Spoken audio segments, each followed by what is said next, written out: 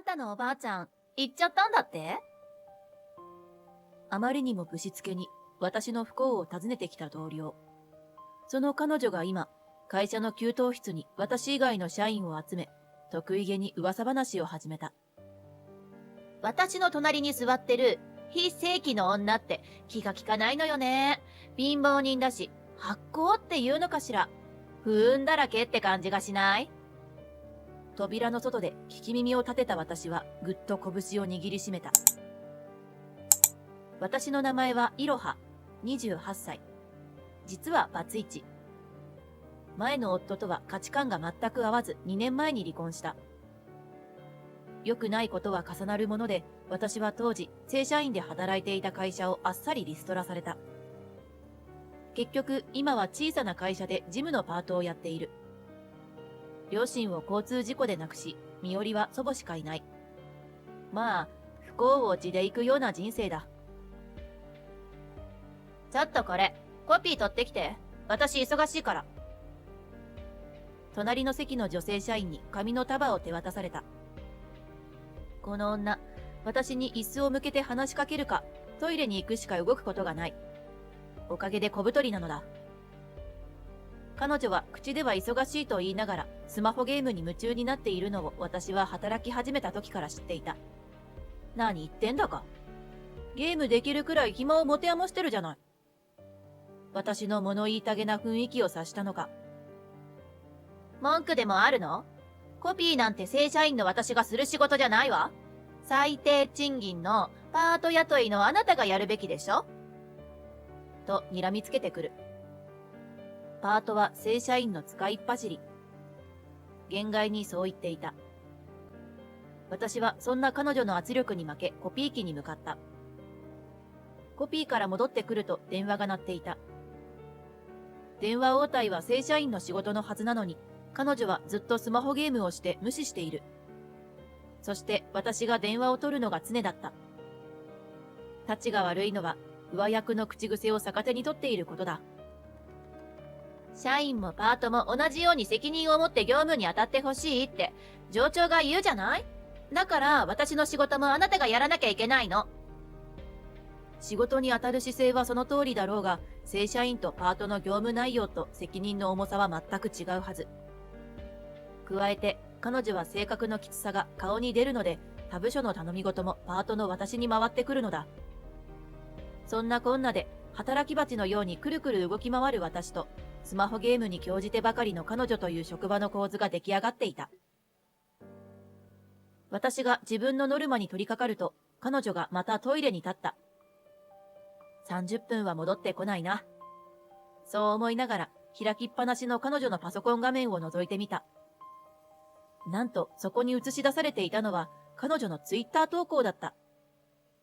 パートの女にコピーを頼んだら嫌な顔をされた。私だって忙しいのに分かってくれない。なんという言い草？しかも仕事用のパソコンでツイッターなんて。驚きの事態に固まっていると画面が自動更新された。4面クリア。二次鉱石ゲット。は？使用のスマホだけでなく、社用パソコンでもゲームにはまり込んでいる。私は呆れて言葉をなくした。私がパート勤務を選んだのは、ただ一人の身寄りである祖母が体調を崩したためだ。フルタイム勤務の正社員では介護ができない。最低賃金でも背に腹は変えられなかった。私は昔から祖母が大好きだった。中学生で両親を事故で亡くした時も、私がお母さんとお父さんの代わりをするから大丈夫よ。と言い、毎日お弁当を作ってくれた。卵焼きと煮付けの地味なお弁当だったけれど、たっぷり愛情が染み込んでいた。価値観が合わず、元夫と離婚を決めた時も、お帰りなさい。あなたが素敵な人間であることは、私が一番よく知っているからね。と言って抱きしめてくれた。そんな祖母が寝たきりとなり、お別れの時が近づいている。私は寒い夜、凍える痩せた祖母を抱きしめて寝た。今日は冷えるね。いろはのおかげで心も足も温かいよ。そんな夜を幾度過ごしただろう。祖母はある日深い眠りにつき、二度と目覚めることはなかった。いつか、こんな日が来ると覚悟はしていた。だが、現実になると深い悲しみが押し寄せ、幼い日の思い出が走馬灯のように浮かんでは消えた。身寄りのない二人だけの葬式だった。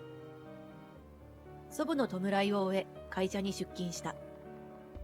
癒えぬ悲しみの中、黙り込んで着席すると、ねえ、あんたのおばあちゃん、行っちゃったんだって？と、隣の席の彼女からこう尋ねられた。お悔やみの言葉もなく、あまりにもぶしつけな態度に唖然としたが、はい、とだけ返事をした。で、大丈夫なの？身も蓋もない問いかけに黙り込んでいると彼女が言葉を継いだ。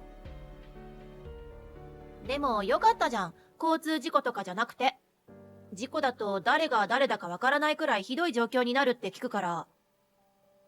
私の怒りは頂点に達したが、無視して黙々と仕事を続けた。仕事に没頭する時間は悲しみが少し和らいだ。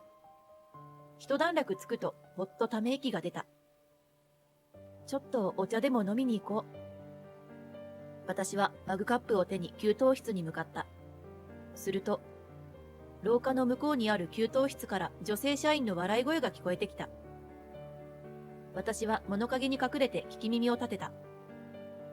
私の隣に座ってるパートの女なんだけど、おばあちゃんが行っちゃって冴えない顔して黙り込んでるわ。あの女が私のことを何やら噂している。相手は他の部署の女子社員のようだ。彼女の話は続いた。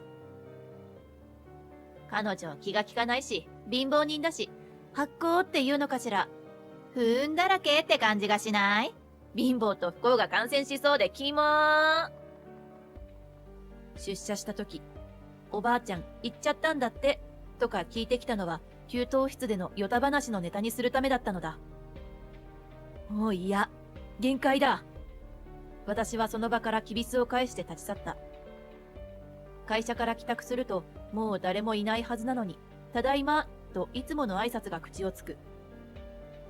私はのろのろと部屋の奥に向かい、まだ納骨していない祖母の骨壺を抱きしめた。最後の時、祖母はとても痩せていたが、骨壺はその時とは比べ物にならないほど小さかった。私は祖母に話しかける。おばあちゃん、一人ぼっちになっちゃったよ。不運だらけの女だと笑い物にされたよ。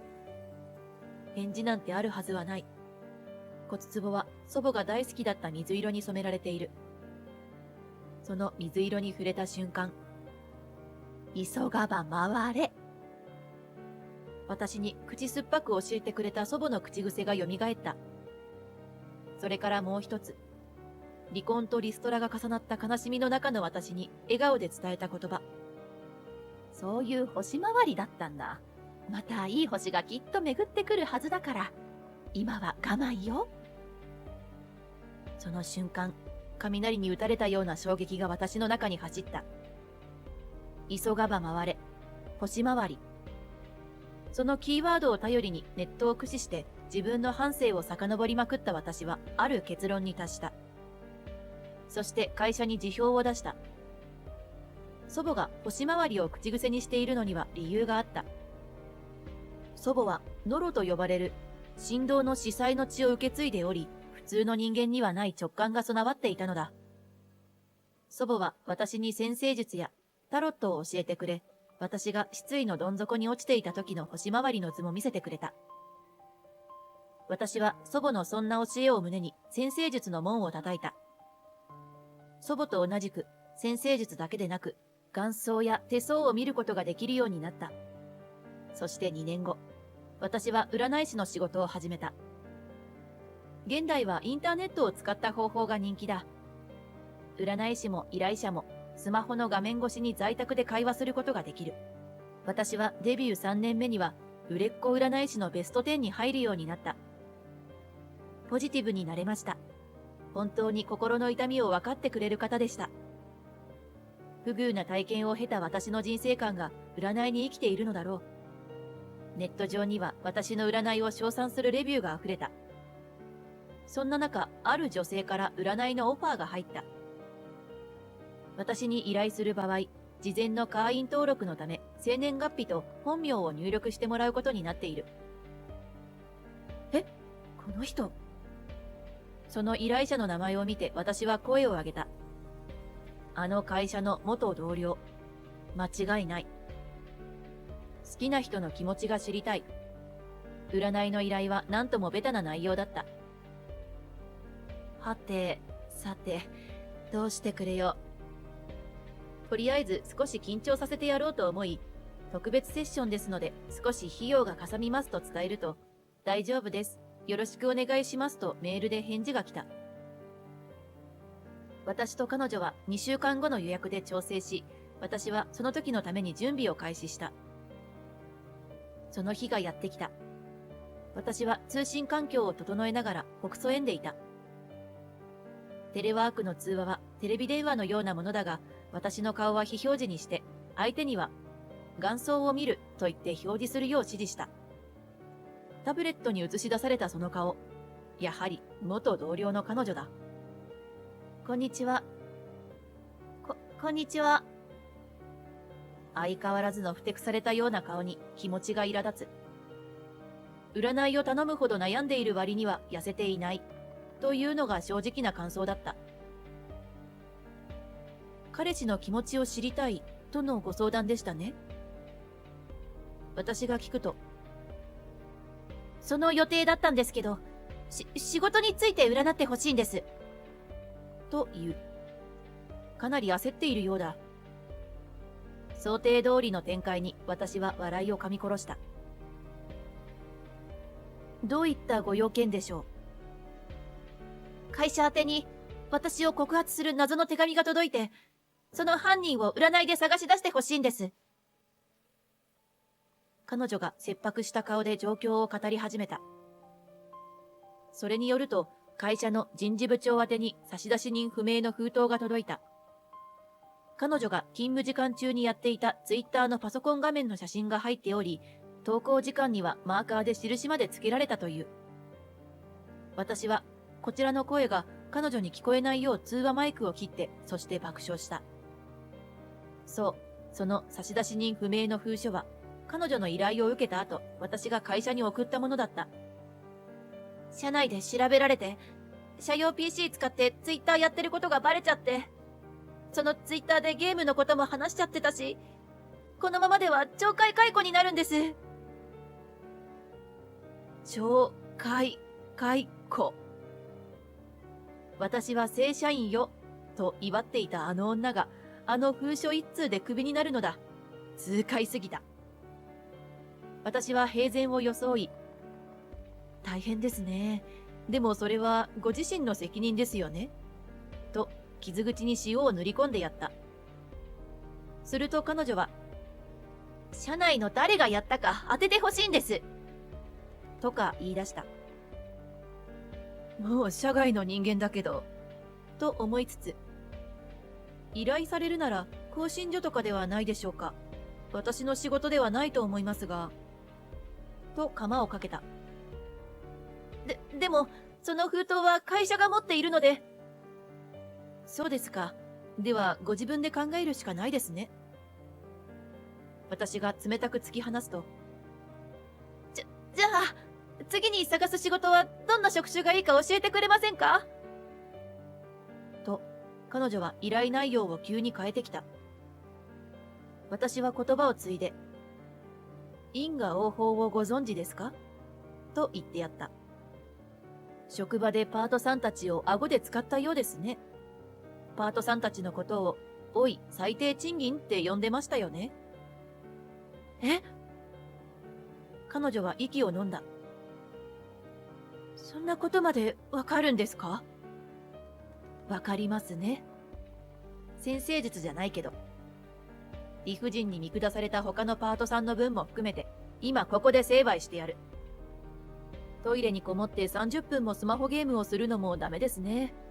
時給制のパートさんたちにすれば、時給の半分サボるイメージですよ。そういうところの恨みを買っているようです。そんなことまで？ええ、わかりますね。先生術じゃないけど、あなたと同じ会社にいたからだけど。彼女はとうとう鼻水をすすって泣き始めた。まあ、今まで見下してきたパートさんの恨みを全部受け止めるしかないでしょう。これからはそのパートさんたちと道ですれ違ったら頭を深く下げて謝ることをお勧めします。さて、ここまで来たところで。まだ少し時間が残っているので、そもそものご依頼をお聞きしましょうか？と私は最後の仕上げにかかった。私はその質問の内容もどう答えるべきかも事前に承知していた。はい。アタックをかけている彼がいて。彼女の告白が始まった。お名前は？翔太です。ご同僚ですね。そんなことまでわかるんですか？わかりますね。映画に誘ったり、偶然を装って待ち伏せしたりしてるんですけど、彼の気持ちが知りたくて。見えてます。お二人の姿が。本当ですか？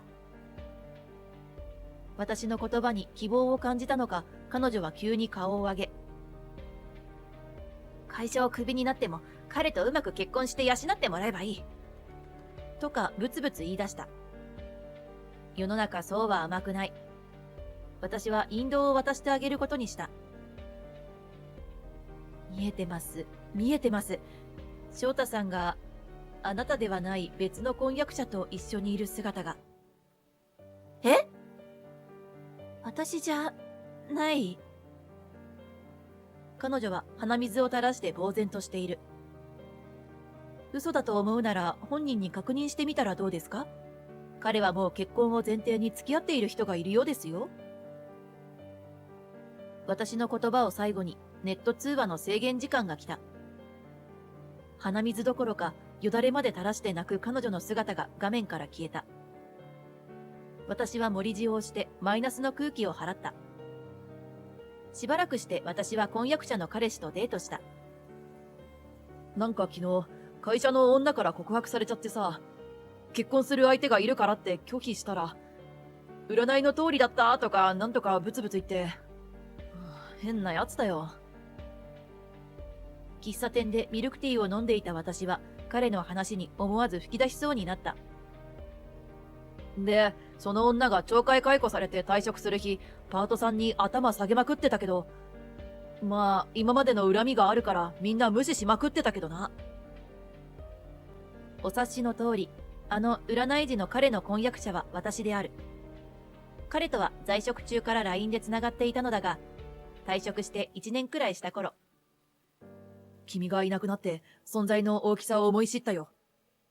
と告白してくれたのだ。ねえ、おばあちゃん。私、来月結婚するんだ。幸せになるよ。ある日の晩、私は水色の壺の中の祖母に話しかけた。明日、お墓に連れて行くけど、家は結婚式に持っていくからね。ありがとうって。ただそれだけ言いたいよ。もう少し占いの力を磨いたら、おばあちゃんと話ができるかもね。涙が出そうになった時、水色の壺が少し光った気がした。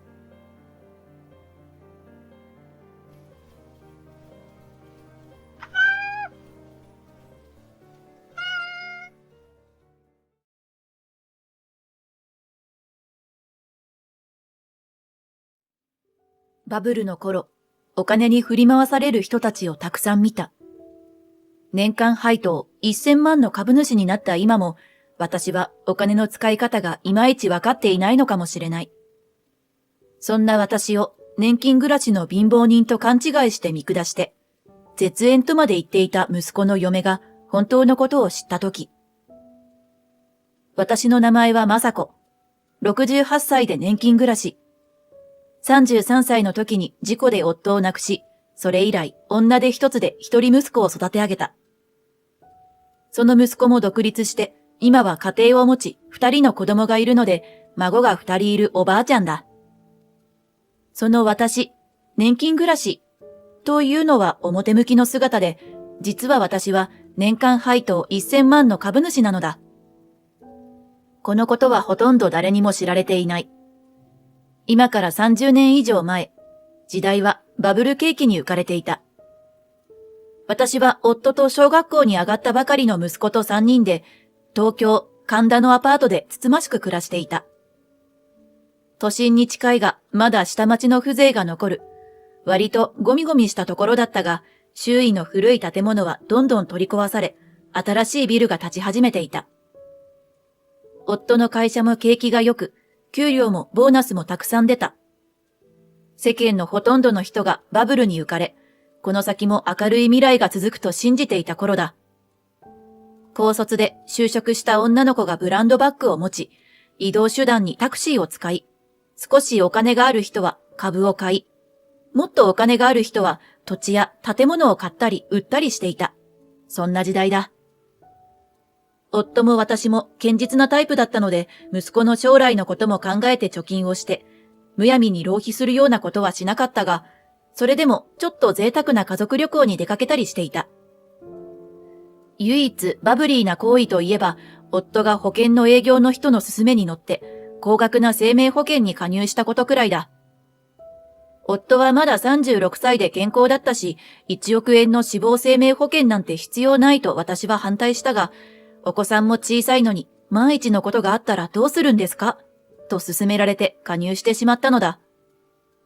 保険に加入したからといって何が変わったわけでもない。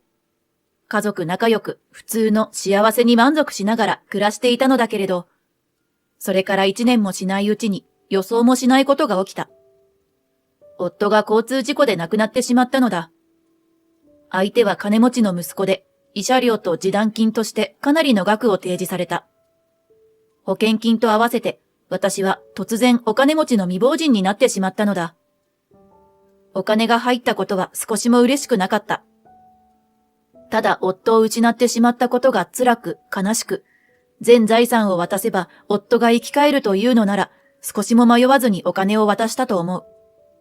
明るくてお人よしな夫のことが本当に大好きだったのだ。悲しみのどん底に沈んでいる私に、葬儀で集まった親戚連中がかけてきた言葉に耳を疑った。お気の毒だけど、ずいぶんお金が入ったんでしょ？いいタイミングで保険に入っていたよな。すごくいい物件があるんだが、少しお金を回してもらえないか。さらには、何か物を売りつけようとする人たちもいた。みんなバブルで少しおかしくなっていたんだと思う。これを境に、私は親戚たちと距離を置くようになった。それでも時間が経って悲しみが少し和らいだ頃、私と息子が2人で暮らしていくのに十分なお金があるということはありがたいと思った。お金を銀行に預けておけば生活に困らないだけの利息がついた。もともとブランド品やグルメなどに興味はなかったし、夫の命と引き換えに得たお金を無駄に使う気にはなれなかったから、近くのお弁当屋さんでパートで働いた。それにしたって子供が小学校に行っている間の数時間働くだけで余裕のある生活ができたのだから、羨ましいと思う人もいるだろう。そんな中、バブルに浮かれた時代が終わろうとしていた。私は36歳で息子は中学に上がったばかりだった。突然冷え込んだ景気に次々と倒産する会社。一体今までのお祭り騒ぎは何だったのだろうと思った。お金は人を狂わせるとつくづく思った。あの親戚連中だってバブルがなければあんな風ではなかっただろう。バブルの頃、銀行にお金を預けた時の利息は 5% だった。利息だけで生活費が賄えたのはそのおかげだ。この先、金利はどんどん下がっていくだろう。そんな時に出会ったのが証券会社に勤める斉藤さんだ。私より2歳年下の34歳。彼もバブルに振り回された一人だった。自分のせいで破産してしまったお客さんが何人もいると激しく後悔していた。中には一家離散してしまった人たちもいるという。命を絶った方がいないのだけがまだ救いです。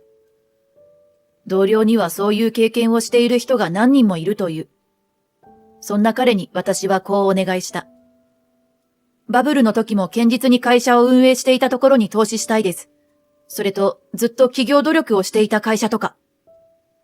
斉藤さんは、罪滅ぼし的な気持ちもあったのか、私の申し出を心よく引き受けてくれて、私はいくつかの会社の株主になった。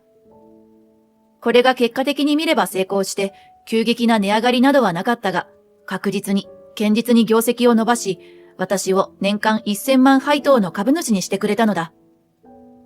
私は息子にも家にお金があるということも、株の投資が成功していることも隠していた。つくづくお金は人を狂わせると思っていたのもあるし、お金があることを知られても、息子の将来にとっていいことはないと思っていたからだ。お父さんが残してくれたお金が少しだけある。息子にはそう言っていた。その息子が30歳になった頃、結婚したいと言ってお相手を連れてきた。会社の同僚で3歳年下の綺麗なお嬢さんで、名前はマリカさん。当時私と息子は夫と共に暮らしていた東京神田の古いアパートに住んでいた。バブル期に取り壊し予定だったアパートだが、寸前でバブルが崩壊してそのままになっていたのだ。いずれ息子が結婚するときには新居を構えればいいし、同居するにせよ、しないにせよ、その時考えればいいと思っていた。何より亡き夫と暮らしたアパートに愛着があったのだ。つまりマリカさんにとっては貧乏な母子家庭にしか見えなかったということだ。遠慮のない態度で室内を見回して、ちょっと、ここで3人で暮らすのは無理ですよね。と言ってきた。それは私もそう思うので黙ってうなずいた。あのさ、母さん。俺たち子供ができるまでは2人で暮らしたいと思ってて、この近くにマンション借りて暮らそうと思ってるんだけど。どうも息子はすでにこのお嫁さんの尻に敷かれているらしい。要するに、マリカさんは私と同居はしたくないということだろう。それもまあ仕方のないことだと思う。それでさ、生活費なんだけど。これまでは息子の給料手取り25万円のうち15万円を家に入れてもらっていた。実際はそっくりそのまま息子の名義の預金通帳に入れていたのだが、それなら大丈夫よ。お父さんが残してくれたお金がまだ少し残っているし、私もパートに出て働くから。私がそう言うと息子はほっとしたようだった。この時まではマリカさんに対してそこまで悪い印象はなかったのだが、息子がトイレに行っている間に彼女が、お母さんってバブルの人なんですよね。せっかくお金儲けできる時代に生まれたのに、こんな生活なんて、私だったら絶対お金持ちになれたと思うのにな。とあからさまに私を見下す態度で言ってきたので、印象が最悪になってしまった。後からならいくらでも何とでも言える。誰も彼もがある程度時代の波に飲まれて踊ってしまったのだ。後から思えばみんながバカみたいに見えるかもしれないが、渦中にいるときはどうしようもないこともあるのだ。あと5年くらいで年金も支給されるんですよね。それまではうちを当てにしないで頑張ってくださいね。バカにするようにそう言われて、実は私、株の年間配当が1000万円あるのよね。預金額も3億超えてるの。と言ってみたらどうだろうと思わないでもなかったが、ここはこらえて。そうね。息子をよろしくお願いしますね。と頭を下げた。息子には息子の人生がある。本当に困った時は助けになればいい。私はそう考えることにして、結局息子夫婦に私の秘密を打ち明けることはなかった。それでも息子には家に入れてくれていたお金の入った預金通帳をこっそり手渡した。お嫁さんにバレないようにね。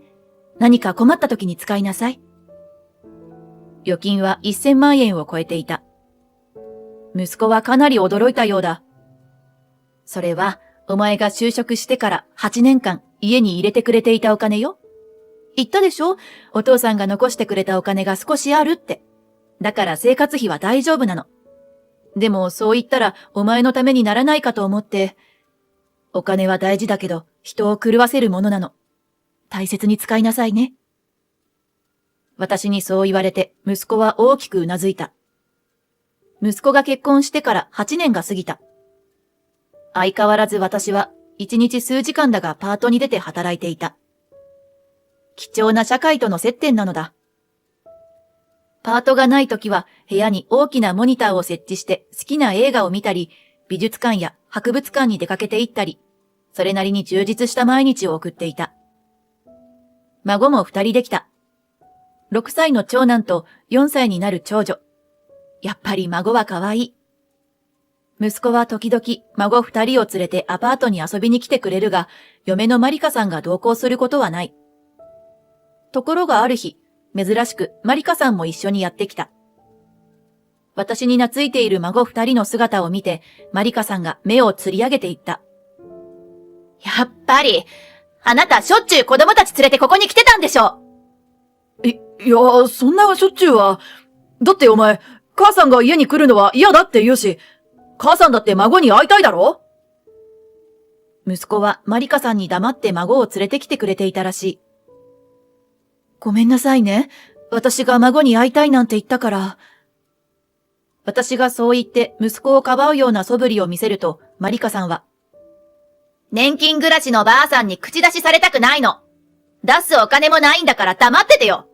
私絶対介護なんかしたくないし、なんなら絶縁で結構なんで。ヒステリックに叫ぶようにそう言った。ここまで言われては、私もおとなしく黙っているわけにはいかない。マリカさん、そんなこと言って後悔しないでね。後悔なんかするわけないでしょ？じゃあそういうことで、もう子供たちには会わせませんから。そう言って子供2人の手を引いて帰ろうとする。これには息子も驚いたようだ。おい、なんてこと言うんだ！ちょっと待てよ！母さんごめん、今日のところは。そう言って嫁と子供たちの後を追いかけていった。私はため息をついた。息子と結婚して8年。数えるほどしか顔を合わせていない嫁。最初から私を厄介者扱いしてくる嫁。嫁と姑がうまくいかないのは当たり前ですから。そう言っていたことがあったが、最初からうまくやっていくつもりがないのではどうしようもない。それから2ヶ月ぐらい経った頃、会社帰りに息子が私のアパートにやってきた。何やら青い顔をして、ただごとではない様子だった。ごめん母さん。母さんからもらった預金通帳、マリカにバレちゃった。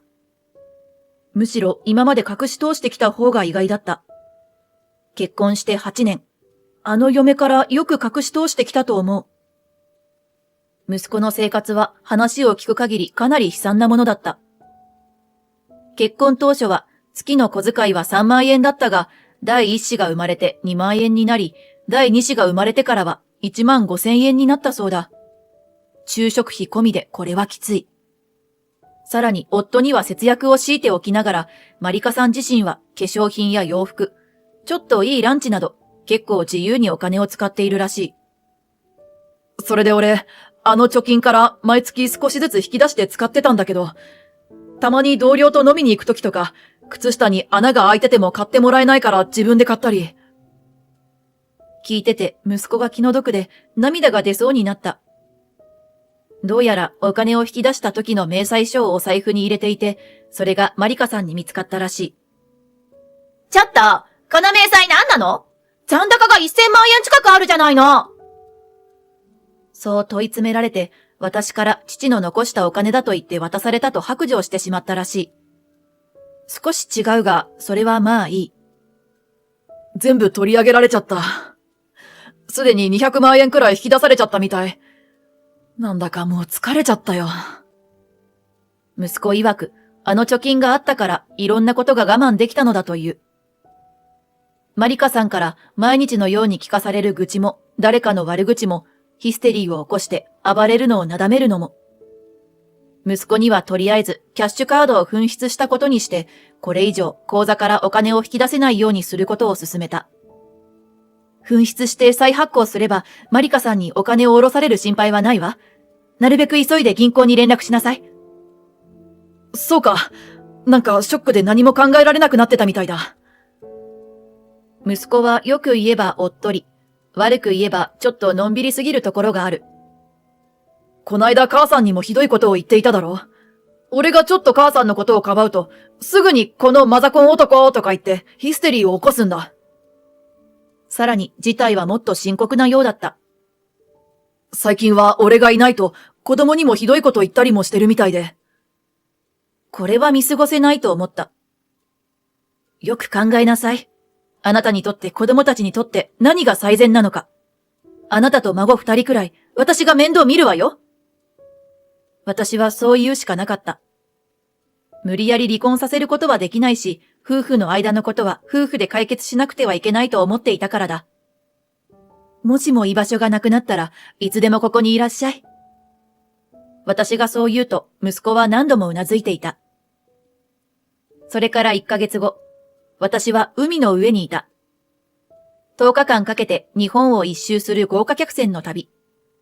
息子と孫2人も一緒だ。浮世のしがらみから離れてのんびりと過ごす10日間だ。豪華客船だけあって退屈する暇もないほどいろいろな施設が充実している。そんな私に息子嫁のマリカさんから電話がかかってきた。無視することもできたが、私は電話に出た。お母さん、今どこにいるんですか？私が美容院に行って帰ってきたら、旦那が、あんたの息子が離婚届を置いて子供を連れてどっか行っちゃって、昨日から帰ってこないんだけど、お母さんのアパートに行ったら更地になってるし。息子ならここにいるわよ。私はビデオ通話に切り替えて、眼下に広がる青い海、そして豪華な船内の様子を映した。え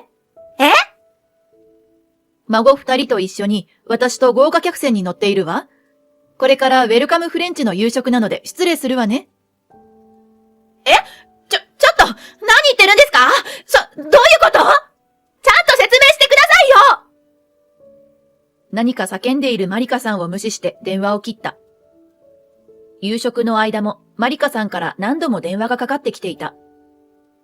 ゆっくりと豪華なフレンチを堪能した後、私は電話に出た。やっと出たわね。どういうことなんですか？あのアパートはね、マンションに建て替えることにしたのよ。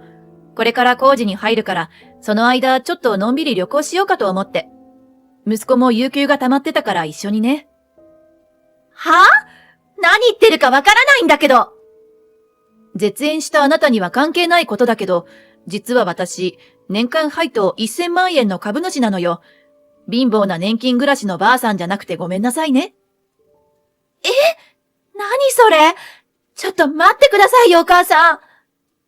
あなたからは絶縁されたし、息子は離婚すると言っているし、とにかく旅行から帰ったらお話ししましょう。マンションが建つまでしばらくはホテルに滞在することになるから、また連絡するわ。電話口ではマリカさんが何やらまだ叫んでいたが、私は構わず電話を切った。この1ヶ月いろいろあった。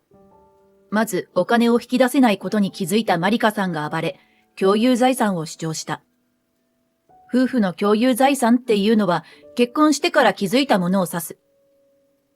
これはそれに当たらないと息子が説明しても全く納得しなかったそうだ。それを言うなら結婚以来毎月5万円は服や化粧品に使っている君はどうなんだと言ったところ。何よ、妻が綺麗にしていて何が悪いの？と逆ギレしたそうだ。心底疲れ切った顔をして息子が私の元へやってきた。離婚しようと思う。そうぽつりと言った。そうね、それがいいわ。あなたたちの住むところだけど、このアパートをマンションに建て直そうかと思っているの。それかこの際、タワーマンションでも買っちゃう？私に明るくそう言われ、息子は最初冗談だと思ったらしい。何言ってんの母さん。実はバブル崩壊後、大幅に値下がりしたここの土地と建物を購入してあったのだ。当時すでに老朽化していたが、私はそのまま住み続けた。亡き夫との思い出が詰まったアパートだったからだ。こうして私はようやく息子に隠してきた秘密を打ち明けることになった。正直、正しかったかどうか今でもわからないの。ただ、あの頃はどうしていいかわからなくて、ただお父さんの命と引き換えに得たお金を無駄に使うことができなくて、マリカさんのことにしたって、もしも私が最初から家にはお金があると告げていたなら、違う展開があったのかもしれない。いや、俺は、良かったと思うよ。すごい贅沢とかはさせてもらえなかったけど、惨めな思いをしたことはなかったし。本当に普通に学生時代を送らせてもらった。もしも家にお金があると知ってたら、俺バカだから人生踏み外してたかも。そんなことはないと思ったが、ただの親バカかもしれない。マリカのことにしても、隠しといてよかったんじゃないかな。お金があるから優しくする。お金がないから絶縁する。そんな嫁嫌じゃないか。少し悲しそうに息子は言った。息子に打ち明けた後、肩の荷が下りた気がした。息子はタワーマンションより、もしも建て替えるならここに住みたいという。高いところは苦手だそうだ。私も本当はそうしたかったので、早速建設会社に打診した。さほど広い土地ではないので、こじんまりとした小さなマンションしか建てられないが、長年住み慣れた土地で暮らせるのは嬉しかった。私が指定した日時に、殊勝な顔をして、マリカさんが高級ホテルの一室を訪ねてきた。私と息子と孫2人は豪華客船の旅から戻り、マンションが入居できるようになるまで、都心の高級ホテルでしばらく暮らすことにしたのだ。今までお金があることに甘えず地道に生きてきた。豪華客船も高級ホテルも初めての贅沢。このくらいはしてもいいだろう。私は孫と動物園や水族館に出かけたり、時にはシッターを頼んでのんびりしたりして過ごしている。息子は変な気分だと言いながらホテルから会社に通勤している。本当にお金持ちだったんですね、お母さん。まるで別人のようにおとなしく、こちらの顔色を伺うマリカさん。もう絶縁されているのでお母さんと呼ばなくていいのよ。私がそう言うと、気味が悪いくらいの猫なで声で。そんなこと言わないでくださいよ。私、あんまりいい嫁じゃなかったけど、これから心を入れ替えますから。そう言ってすがりつくような目をする。君に入れ替える心があるとは思えない。俺はもう君と夫婦をやっていくつもりはない。きっぱりと息子が言った。何よ、子供には母親が必要でしょ？そう言って子供たちを自分のそばに呼ぼうとしたが。ママ怖いから嫌い！バーバのがいい！6歳の息子にそう言われ固まるマリカさん。何よみんなして！私は絶対離婚なんてしないわよ！まあそう言うだろうとは思っていた。そのつもりならこちらは弁護士を立てて争いますから。その際にはあなたが勝手に引き出した息子の貯金も全額返してもらいますからね。私にそう言われ言葉に詰まるマリカさん。いくらお金がかかっても離婚も親権も勝ち取りますから。でも今離婚届にサインをするならあなたが使い込んだお金は請求しないでおいてあげるわ。なんだかすごい悪者みたいなことを言っているなぁと思ったが、勝ち目はないと思ったマリカさんはがっくりと肩を落としてわかりましたと言った。3階建てのこじんまりとしたマンション。1階にはオーナーである私の住居と息子と子供たちの住居がある。家にお金があると知ってからも息子の生活は大して変わらないようだった。ただ子供の頃から好きだったプラモデルを買って休日にそれを作るのが何よりの楽しみのようだ。結婚する際に持っていけなかった昔作ったプラモデルも合わせて自室に飾ってはニコニコしている。あなたね、何かもっと他にやりたいこととかないの？と聞いてみたことがある。それを言うなら母さんだって、寄付ばっかりしてないで少しは贅沢すればいいのに。そう言って笑われてしまった。お金は大事だよ。ないよりあった方が絶対いいし。でもさ、好きなことや楽しいことが必ずしもお金でなんとかなるものでもないよ。それはそうかもしれない。この先、孫たちが何かをやりたがったり、進みたい進路が決まった時に、お金がないから諦めなさいということにはならないだろう。兄夫婦が面倒を見ていた両親に介護が必要になった時、十分な費用を出すことができた。それだけで十分なのかもしれない。離婚してしばらくの間は、面会日に子供たちと会っていたマリカさんだが、次第に回数が減り、キャンセルが続くようになった。どうやら婚活に励んでいるらしい。結局自分本位で冷たい人なのだ。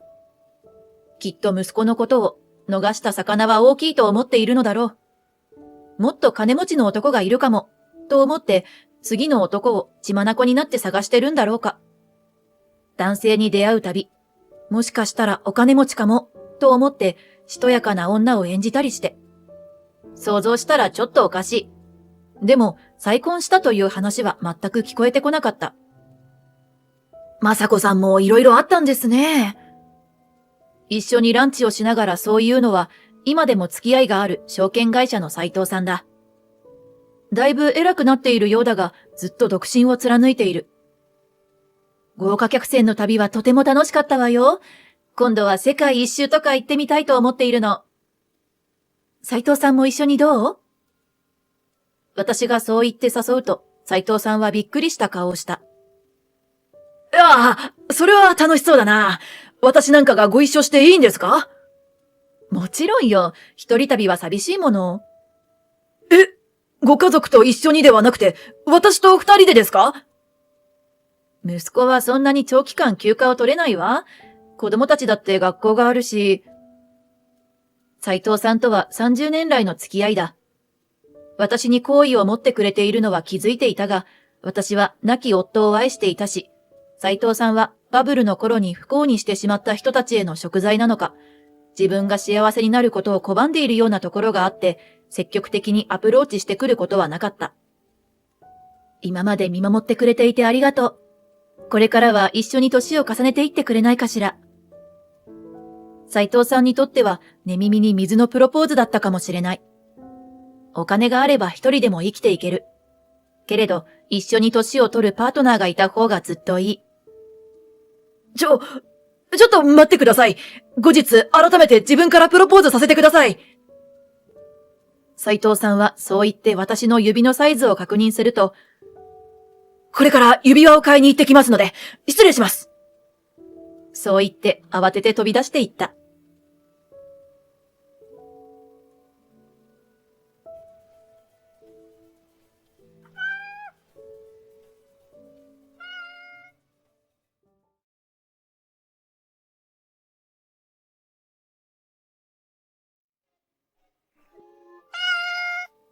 私の名前は京子。先日、ちょっとふざけて若い頃の服を着てみたら、しゃがんだ時にズボンの後ろが裂けてしまった42歳のイケイケギャルだ。すいません。イケイケなんちゃらってのは大ボラです。どっちかというと、ムチムチバーバに片足を突っ込みかけています。おっと、女の魅力はまだまだこれから伸びるからいいもんね。ムチムチだって一定の人気はあるはず。とまあ、おふざけはこの辺にして。本日のお話は今から約15年前、私がまだ27歳の時のこと。ぜひとも若くて細身な私を想像して男女問わず、その胸をキュンキュン高鳴らせながら聞いてほしい。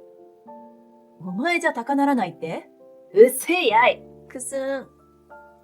ということで、15年前のお話。私は同い年の夫、隼人と結婚したばかりで、そりゃもう毎日浮かれていたと言ってもいいような日々を送っていた。だって、寝ても覚めても好きな人がずっとそばにいるのだ。同性の経験のない私には初めての体験で、テンションが上がらずにはいられなかった。しかし、この結婚には一つだけ心に引っかかる問題があった。それは結婚式の当日、偶然聞いてしまった姑と義妹、なおの放ったとある言葉だ。便利な掃除道具を手に入れたわ。これからはお盆と正月が楽になるわね。二人がそう話しているのを偶然耳にし、最初はルンバでも買ったのかなと素直に思っていた。ちょうどテレビで取り上げられるくらい流行りの掃除道具だったからだ。特に気にもせず、お母さん、なおちゃん、私の準備はできました。と声をかけた瞬間、姑と義妹の肩がビクッと思いっきり跳ねた。ああ、京子さん、ありがとうね。じゃあ式場に向かおうかね。一瞬だが、心なしか姑の声は慌てていたのを隠したようにも聞こえる。義妹も擬音で例えるなら、は、は、という感じ。どことなく歯切れの悪いトーンで返事をして、貼り付けたような笑みを浮かべていた。義実家は母子家庭だ。看護師の姑の潤沢な稼ぎのおかげで、さほど経済的な苦労はなかったらしい。しかし、家事はずさんだったと夫が言っていた。いつも笑顔の夫が、その話をするときだけは真顔で、ありゃあ、ひどかったな。とつぶやいていたのが今でも印象的だ。以降、私の中で義実家は家事が苦手なのかな、と失礼ながら思っていた。あんなに驚かなくても、もしかしてルンバみたいな便利道具に掃除を頼るのが恥だと思ってたりするのかな。二人の会話がルンバか何か家電の話をしていたと信じて疑わなかった私は、彼女たちの驚きっぷりをとても軽く捉えていた。だがしばらくして私は、この会話の本当の意味を知ることになる。結婚式から2ヶ月、正月の帰省が迫っていた。迫っていたと言っても、特に帰省しようなどの話は夫との間で出ていない。むしろ夫は、夫婦になって初めての正月だな、とニコニコしていたので、ひょっとしたら二人で過ごそうと思っていたのかもしれない。そんな中、姑から電話がかかってきて、いつ帰省するのと聞かれた。正月まで1ヶ月もあるというのにだ。特に夫と正月について綿密に話していなかった私は、素直に相談してみますと返した。帰省することは姑にとって当たり前のような雰囲気だったし、1ヶ月も前から私たちが来ることを心待ちにしてくれるのは嬉しい。初の帰省をきっかけに、姑や義妹ともっと家族らしい関係になれればいいな。そんな風に思っていたのだが、帰省の話を切り出すと、夫の表情からチャームポイントとも言える笑顔が消えた。真顔で、帰るのと聞かれ、帰らないのと私も聞き返してしまった。年末年始は二人きりで過ごさない？夫にそう言われ、正直かなり嬉しかった。この頃の私たちはカップルと夫婦の中間というか、今でこそ熱々な感じはないが、当時はまだそういう空気が私たちの間にも流れていたのだ。夫が望むなら、年始は二人でくんずほぐれつ、と言いたいところだが、家族になった姑たちの誘いを無下にしてはいけないだろう。嬉しいけど、せっかくお母さんも声をかけてくださってるんだし、私がそう言うと夫は少し残念そうに、そっか。日程を調整してみるよ。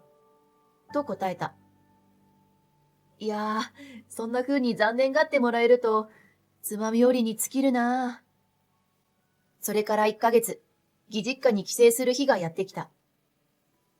28日から明けて2日まで滞在する予定なので、着替えなども持っていく。互いの家は同じ県にあるというのに、ちょっとした小旅行のようだ。ワクワクする気持ちと、姑や義妹に粗相をしてはいけない。嫁として立派にやらねば。という緊張感が心の中でないまぜになっていた。そんな私を見かねたのか、夫は、気負わないでね、と言ってくれた。大丈夫よ、と微笑み返したが、やっぱり嫁として好かれたい。あわよくば認められたい。この時の私は、義実家限定の証拠の塊と言っても過言ではなかった。バリ頑張るぞ。闘志を抱き、義実家へと向かった。義実家に着くと、私と夫の荷物を姑が持ってくれた。いえいえ、私運びますよ。と言ったが、お客さんはゆっくりしてて。と言って、姑は笑顔を向けてくれた。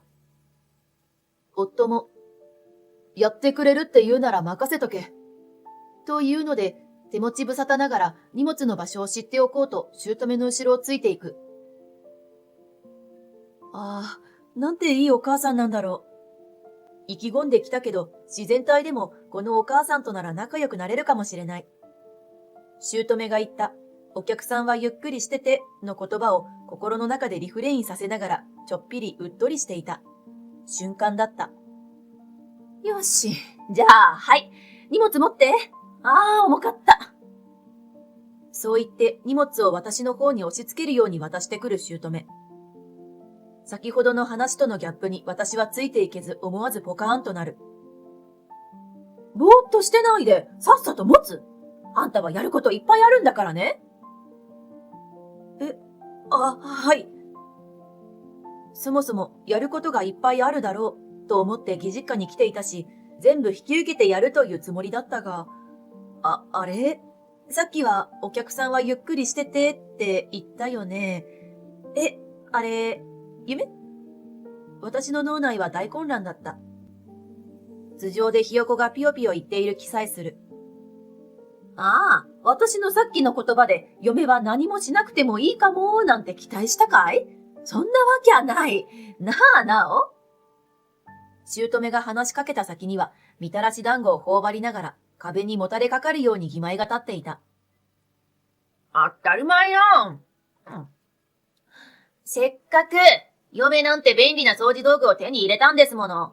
ほんと年末年始はここぞとばかりにこき使ってあげる。そういうこと。わかった？京子さん。これがうちの家の嫁になるための洗礼みたいなものと思ってちょうだいね。洗礼ならば継続してこの状況が続くことはないはずなのだが、話を聞く限り、盆と年末年始。下手すれば、ことあるごとに私をこき使う気満々のように見えるのは、私の思い過ごしだろうか。いや、思い過ごしではない。その証拠に、姑も義妹も、口は笑っているが、目の奥が冷たく光っている。洗礼みたいなものと思ってちょうだいね、と優しく言ってはいるが、お前、私たちの言う通りにやるんだぞ、という、もはや脅しだ。何を言われるのかと戦々恐々としていたら、姑に、まずは風呂を洗えと命令された。その後、洗濯、トイレ掃除、窓拭き。気がつくと私は一人で年末の義実家大掃除に励んでいた。昨日、自宅の大掃除で筋肉痛になったばかりなのにな。おかげで倍の辛さが体にのしかかる。掃除が終わるめどが立ち出すと義妹に呼び出された。何かと思えば全身を揉み上げろなどと言うのだ。私はエステティシャンでも整体師でもセラピストでもないのだが、もしも今同じことを言われればテニスボールでも渡して、これで自分の体に圧をかけて患部をほぐしてろと言いたいところだが、当時はまだ新米奥様な私は姑や義妹が異常なことを言っているのかどうかはわからなかった。だって誰かの家の嫁になったのは初めてだったしね。不満はあったが、どこの奥さんもこういうことをやるんだろうなぁと、これが嫁の洗礼のように思い込んでいた。言われるがまま素人マッサージで義妹を満足させた後は姑に呼ばれた。窓の拭き方が気に入らなかったらしい。拭きが甘いと怒られた。その上、呼ばれてすぐ行ったにもかかわらず、遅い！今度遅れたら離婚させるからね！とまで言われてしまった。たかが姑がガタガタ言うな。結婚したのは私と夫で、あなたの出る幕はない。と今なら言うだろう。でも当時の私に姑のこの言葉の効果はてきめんだ。たった一言で、ちゃんとやらないと夫と無理やり離婚させられてしまうと、背筋に緊張感が走った。私の思考は一瞬で姑に支配されてしまったのだ。我ながらちょろすぎる。でも裏若い乙女にゃ鬼ババとその子分に逆らう強胆なメンタルはなかったのだ。許してほしい。こうして私の思考は、姑と義妹に気に入られて本当の家族みたいになるぞ、という目標を改め、離婚させられないように義妹と姑の機嫌を取ろう、という全力の媚び姿勢に変わったのだ。結局、義妹のみならず、姑にもマッサージを施した後、おせち料理の買い出しから調理までがっつり担当させられてしまった。一緒に来たはずの夫と顔を合わせる暇もない。昨日まで仕事で忙しくしていたから、せめて休めているといいのだけれど。おせちを作り終え、ようやく訪れた食事時。ここに来てやっと私は夫の姿を見ることができた。席に着こうと座席の方に駆け寄った。その瞬間。あら、いけない。京子さん、悪いんだけどお酒買ってきてくれる？はえ？姑からのまさかの依頼に息が漏れるような情けない声を出してしまった。私がおせちを作っている間に義妹と酒盛りしていたらしい姑は上機嫌に、日本酒を一升で5本お願いね。と続けた。一升を5本？脊髄反射くらいの反応速度で、そんなの無理です。と言おうとしたが、姑の口元がにやついていることに気づいて私は口をつぐんだ。わかってるわよね。断ったら、離婚。そう言っているように見えたからだ。午後7時、外は雪が舞い始めた。冷え込みも一層厳しくなっている。おまけに少し高台にあるこの家は、酒屋に行って戻ってくるまでにいくつかの急勾配の坂を越えなくてはいけない。姑のお使いは客観的に考えてあまりにも無理難題だ。私はきっと姑も本当の意味での鬼ではないはず、と一縷の望みを抱いて、その本数を一人で買ってくるのは厳しいです、と小さな声で進言した。その瞬間、先ほどまで気分良さげに私をいたぶっていた姑の顔は絵に描いたようなしかめっ面に歪んだ。なに？もう一度言ってくれる？近くに夫がいるからか厳しい単語は使われなかった。しかし直接何かを言われるよりも遠回しに言われる方が怖いこともある。まさにこの時がその状態だった。正直にもう一度言えば離婚。脳内の姑が不気味な笑みでそう告げてくる。実際の姑は笑顔とは程遠い鬼の形相。いや、鬼ババフェイスだ。私の気持ちが手に取るようにわかるのだろう。すっかりお月に人ならぬ、鬼ババ付きの高鬼と化している義妹もニヤニヤ笑いながらこちらを見ていた。まさか高齢のお母さんにこの雪の中酒を買いに行けなんて言わないわよね。やだ、高齢だなんてひどいわ。でも、そうね。この寒さだと膝の古傷が痛むわ。義妹の言葉を受け、これ見よがしに膝をさする姑。心臓の毛がまるで田園畑のごとくふさふさに生育されている今の私なら膝を蹴飛ばしてやるところなのだが、この時の私は自分の立場が悪くなるのが怖くて何も言い返せなかった。黙ってるってことは言ってくれるわよね？という姑。はい、言った言った。と義妹は私の右手に1万円札を2枚握らせ、無理やり私の背を押して玄関の方に行くように仕向けた。待ってください。私が義妹にすがりついて何とか考え直してもらおうとしたその瞬間、ガコンと椅子を倒す音が聞こえた。驚いて私も義妹も姑でさえも音の方を見つめると、そこには夫が無表情で立っていた。夫のチャームポイントである笑顔が消えたのは帰省の話をした時以来だ。今から料理を全部持って帰るぞ。え？険しい顔つきで高らかに宣言した夫に、私だけでなくその場にいたすべての人間がきょとんとした。どうしたんだい、ハヤット。と、姑が恐る恐る夫にその真意を尋ねた。どうしたもこうしたもないわ。この料理全部京子に作らせたんだろ？俺が俺の妻の作った料理を持ち帰って何か問題があるか？姑の方をぎっと睨みつける夫。姑も思わずたじろいだ。困るわよ。お正月料理がなくなっちゃうじゃない。と義妹が叫ぶ。料理がなくなっちゃう？は、京子がいなきゃもともと料理なんかなかっただろうに。何言ってんだ、ふざけんな。交際していた頃からずっと温厚でいつもニコニコしていた夫。ふざけんななんて乱暴な言葉遣いも初めて聞いた。それがどうしたことか、夫は修羅が降臨したと思うほどの迫力で義妹を怒鳴った。ここに着いてから全然京子の姿見ねえと思って、母さんに京子を見てないかと聞いたら、家事を手伝ってくれているって言うから、最初は京子が率先してやってるのかと思った。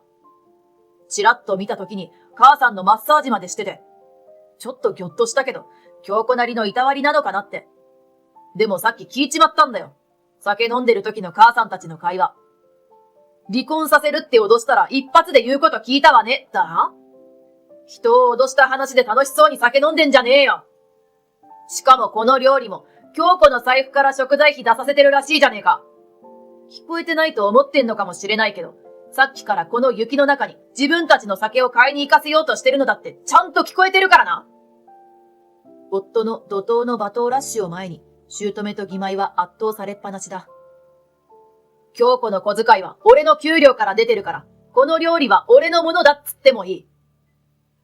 俺の給料から出た食材費で妻が作った料理なら、これは俺のものだ。だから持ち帰る。京子、その辺のタッパーに全部詰めようぜ。そう言って夫は私の方へと歩み寄り、手を引いて台所の奥へと連れて行ってくれた。待ちなさい。人の家で勝手なことをするのは許さないわよ。姑が慌てて怒鳴ってみせたが、夫は聞く耳を持たなかった。適当に取ったタッパーに私の作った料理を手際よくポンポンと詰め込んでいく。せっかくのお正月よ。食事なしとか耐えられないんだけど、持って帰ることなんて許さないわよ。非常に自分勝手な言い分を、さも自分が正しいと言わんばかりに高らかに言い切る義妹。すると夫は義妹をギロリと睨みつけた。人に料理作らせて、マッサージさせて、酒ガバガバ飲んで、動かねえからそんなにブクブク太って嫁に行き遅れるんだぞお前。鼻で笑いながら言い放つ夫の言葉に、義妹は一瞬で真っ赤になった。うるさいわよ。私は太ってない。健康的なだけ。150センチ、推定80キロの何が健康的なんだよ。生活習慣病予備軍じゃねえか。若さでなんとかなってるだけだからな。まだ77キロだもん。80キロなんてなってないもん。なった時は終わりだろ。何言ってんだこいつ、とでも言いたげに、夫は怪げな顔をした。さっきから見てれば好き勝手なことばっかり。あんたには育ててもらった恩ってのもないのかい？離婚させるよ。あ？姑の言葉に夫がブチギレかけたその瞬間。私は自分でも驚くくらい反射的に反論していた。こんなことくらいでお母さんの言う通り離婚する旦那なら私だって願い下げです。さっさと離婚しますよ。私の言葉に、お前まさか俺と離婚する気？と言わんばかりの焦りを見せる夫。でもこの人は今、お母さんが離婚させると言った時に怒ってくれました。私と離婚する気がないからこその怒りです。私はそんな優しいこの人と何があっても離れる気はありません。あからさまに安堵する夫と、みるみる顔を赤くして苛立ちをあらわにする姑と義妹。嫁に来た分際で偉そうに。と義妹が吐き捨てた。その言葉に、そうよ。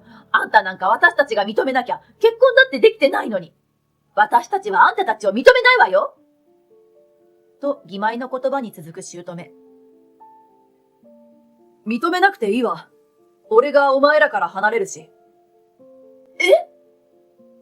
夫の宣言に義妹と姑がぎょっとしたように目を向いた。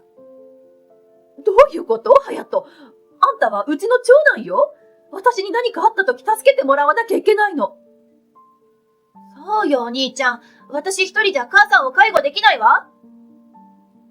義妹の介護できないの言葉に反応したのか、姑はちょっと不満そうに義妹を見つめた。しかし義妹は姑と目を合わせようとしない。視線やその背中から姑の義妹に対する、お前自分一人では私を面倒見ない気ね、という怒りを感じる。静かに仲間割れが始まっていた。そのままの意味だよ。俺はこの家と縁を切って京子と二人で生きていく。もう俺の家族はここじゃない。待って。じゃあ本気であんた、私たちと絶縁する気なの？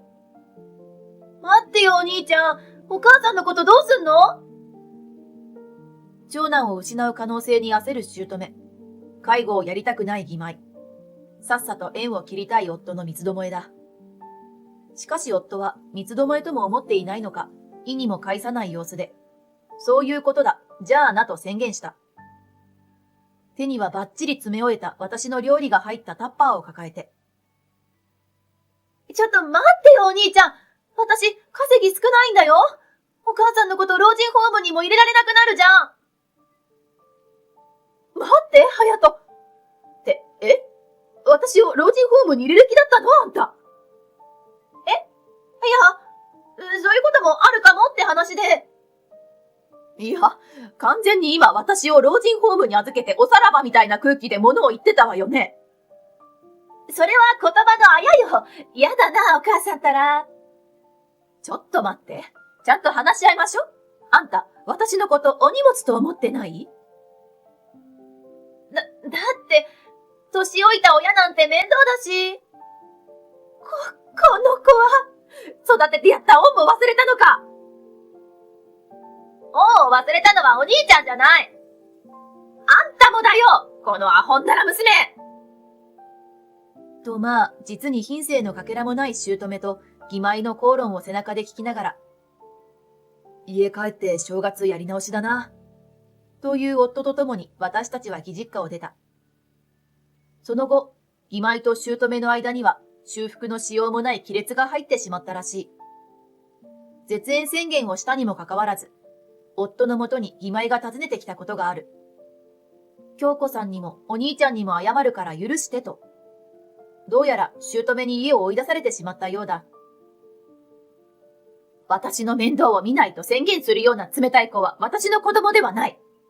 と言われて。それで我が家に住み着こうとしたようだが、当然夫が門前払いした。結果、義妹は職を見つけるまでの間、不老者とネットカフェ難民の中間のような生活を送り、ネットカフェと駅構内を使って過ごした後、なんとかアルバイトを見つけて働き始めた。15年経った今では自分の家できちんと暮らしている。ということはなく、かなりのボロアパートを借りて住んでいたおかげで取り壊しが決まり、今年の夏に再び不老者状態に戻ったと聞いている。実はバイトも長続きしておらず、常に貧困状態だったため、貯金すらなかったらしい。無計画で人に頼る性格が運の尽きだったな、と夫は笑っていた。一方の姑は、義妹を追い出した後、足を悪くしてしまった。しかし、私の夫にも義妹にももう頼れない。いや、今の義妹なら、頼めば屋根のある生活欲しさに喜んで戻ってくるだろうが、姑のプライドがそれを許さなかった。結果、姑は不便ながらも何とか一人で暮らしている。それだけなら高齢者にはよくあることかもしれない。しかし、人を散々引き裂こうとした人が蓋を開けてみれば、見事自分が一人ぼっちになっているというのは、因果応報だなぁと感じた。姑もやはり夫との縁を戻したいようだ。連絡をしてきてみたり、近況を手紙に書いて送ってこられたりもしたが、やっぱり夫は無視を貫いていた。あれから私たちは当然、離婚などすることもなく穏やかに暮らしている。3人の子供にも恵まれ、毎日がどんちゃん騒ぎだ。夫は発給だった会社を辞め、フリーランスに転身。今は IT エンジニアとして当時の3倍近い収入を得ることができている。かといって贅沢をするのではなく、つつましやかに暮らしている。義妹や姑みたいにいつ何があるかわからないしね。先立つものは作っておかないと。いろいろあったけれど、あの正月の出来事はどんな風に生きていくかということを考えさせられた一件だった。同じ鉄を踏まないよう、これからも気を引き締めていきたい。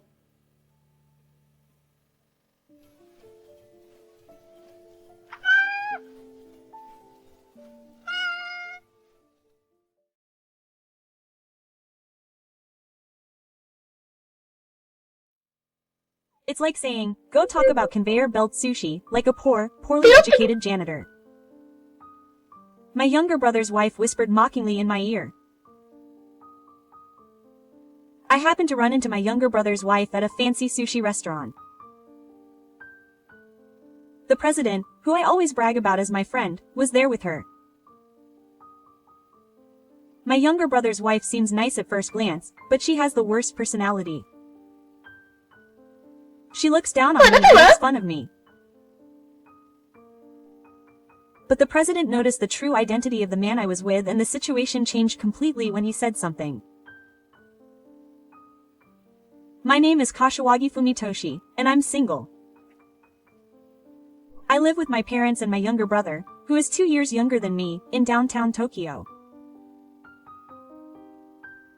I have a somewhat unusual job that is not well known to the public, a cultural artifact conservator. My job involves restoring and cleaning ancient artifacts kept in museums, and I use my specialized skills and knowledge to perform meticulous work with the aim of preserving historical objects for the long term.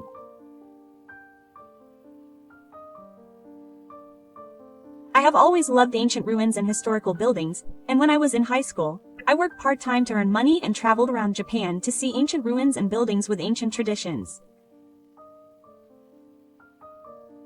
I wanted to work in a job related to ancient artifacts in the future, so I studied cultural artifacts and archaeology at university.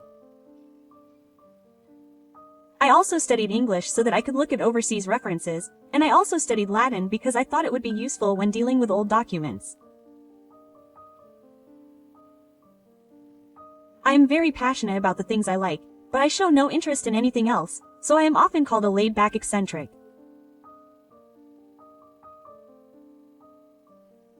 There is no specific national qualification for conserving and restoring cultural artifacts, so you have to hone your skills by actually working.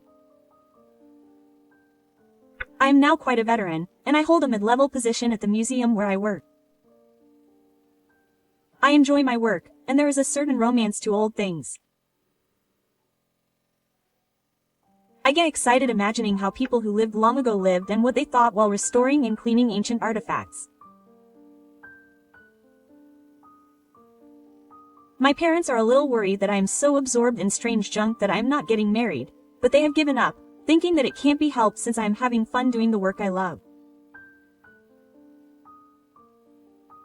Besides, my younger brother's marriage is the main topic of conversation in our house now, rather than me. The other day, my younger brother brought home a woman he was planning to marry. She was a cute 28-year-old named Arisa. She was petite, stylish, wore perfect makeup, and had a cute way of speaking, gestures, and voice. She was the type of person who had a high level of femininity. My father used to say things like, "It's kind of glamorous to have a girl at home." He was quite rude to me, his daughter. Well, I'm too lazy to go to the hairdresser, so I tie my long, samurai-like hair back into a ponytail with a plain black rubber band.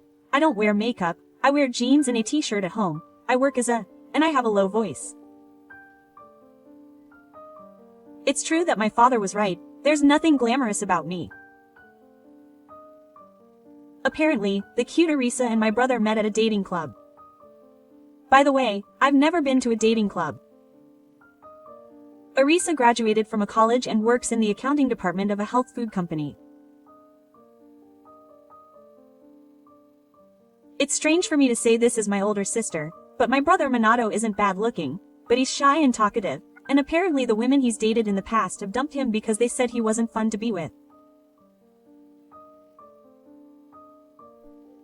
My brother, however, works for a big, well-known company, and apparently he's considered a paid prospect in the matchmaking market. Mito is a paid prospect. There were other girls he was after, but he chose me. It may not seem like the right thing to say in front of the person and their parents about a paid property, but Arisa didn't seem to have any ill intentions. I have a friend who is more than just the president of a cosmetics company. As expected, or rather, as expected, he has great taste and is a very stylish person, and I've learned a lot from him. I see. So he wants to say that he's also stylish and has great taste. I can't help but think to myself, is this what moderation and guts are? I see. So that's why Arisa is stylish and cute. My father ends up saying exactly what he wants. That's true. I wish my daughter would learn a little from him. For some reason, my mother is focused on me. She only cares about strange junk, and when it's her day off, she goes out to strange places and takes pictures before coming back. Why is mom treating her daughter now? Huh. My older sister is an otaku, huh? Well, I can't say for sure. I may be an old-fashioned otaku. Even my family doesn't understand me. What kind of work does your sister do? Arisa asked, looking innocent. I was trying to think of a better way to explain it since I knew she wouldn't understand if I said she was a cultural relic preservation and restoration worker. My mother said, you know, this girl works in the business of cleaning and restoring dirty things. Well, she wasn't wrong, but the way she said it was. Oh, really? Arisa said this in a clearly condescending tone. I think she must have misunderstood something, but I just got tired of explaining it and said, yeah. Yeah. I said that was the kind of work she did and ended the conversation. Well, my brother said that they would rent an apartment nearby and live together after they got married, and I didn't think we would see each other anytime soon, and most of all, I didn't think we would ever get along, so I didn't think I needed to explain it to him in detail. I had no idea at the time that this would later develop into an incident. Arisa was the one who took the lead in preparing for the wedding and the ceremonial garden, and my brother was pretty much at her mercy. My mother said that the wedding and the ceremonial garden were for the bride, but I think my brother had spent most of his savings on this wedding. I'm sure her parents helped out too. I don't know how much Arisa and her parents paid for it, but what a waste. If I had that kind of money, I'd go to Machu Picchu, Pompeii, or the Parthenon. My brother and his wife's honeymoon destination was Hawaii, which is a classic, but my dream was to be a full-time housewife. Arisa quit her job after saying that. My brother certainly earns a relatively good income, but not enough to live that extravagantly. And yet, Arisa seems to be struggling financially, buying clothes, cosmetics, and brand name items just like she did when she was living at home. When she was living at home, my brother gave 50,000 yen to the family, saved it, and spent the rest as he pleased, but since he got married, his allowance is only 30,000 yen a month, including lunch.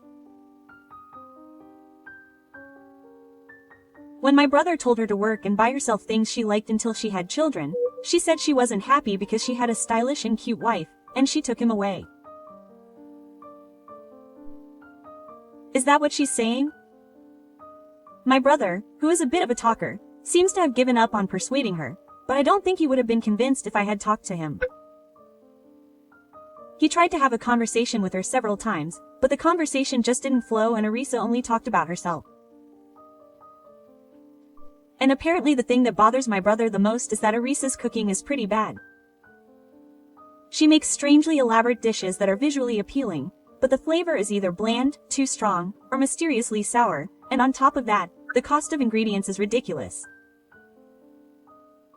So he takes pictures of the finished dishes and posts them on social media, and he seems to enjoy the compliments. You can't tell the taste from a picture, my brother said with a tearful face. When I heard my brother say that he cleans properly just to show off his luxurious daily life as a successful housewife, I thought to myself, there are some people in this world who are incomprehensible.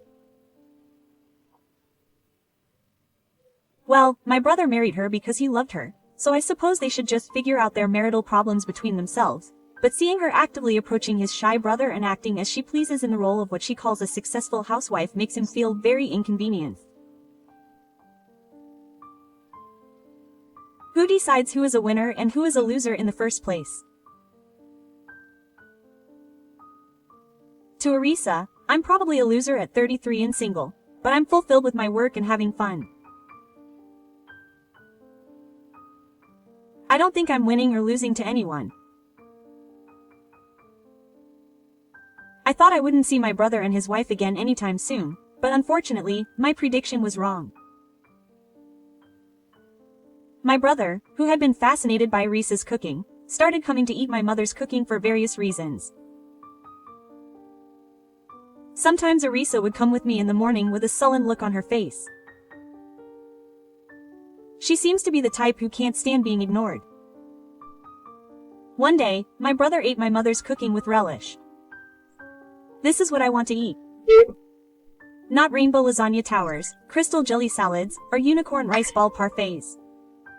What the heck? On the contrary, I'd like to see it. No, I don't want to eat it. Mom, why don't you teach Asan how to cook? When I said that, Arisa got annoyed and said, I don't want to make such plain food. I told her that if I took a picture of this and posted it on social media, people would say I was uncool, so I'm sure my parents and brother thought they had chosen the wrong person. What's uncool about fried chicken, natto, and miso soup before the meal? When I said that in anger, she said, but it's brown, so what? It's brown, so what? Quote. Most delicious things are brown.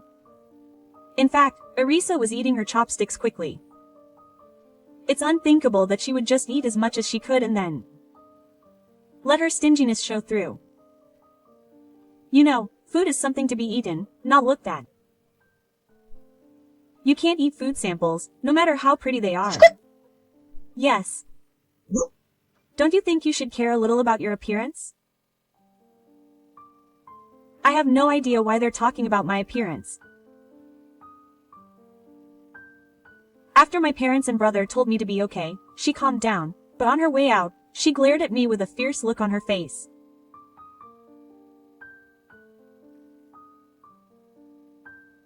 My mother was worried that she might be okay with that bride, and my father was also worried, saying, I thought she was a cute young lady.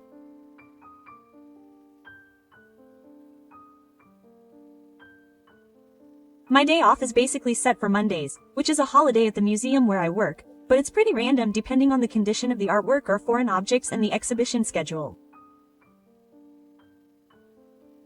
Sometimes I can take a long break during periods when there's relatively little work. I spend my days relaxing at home reading books and watching videos of World Heritage sites, but Arisa interrupts my peaceful daily routine. Oh, big sis, are you off work on the war today? I went out to dinner in Ginza with a friend who's the president's daughter. Her name is Ka, and she sure knows a good restaurant. Ka, the president or higher, keeps popping up in Arisa's conversations. Apparently, she's a schoolmate from high school. Ka studied abroad after graduating from college, didn't she? Where was it again? England. After all, being a president or higher is different. Now she's working as a secretary at her father's company. I don't understand why she's bragging about things that aren't her own achievements.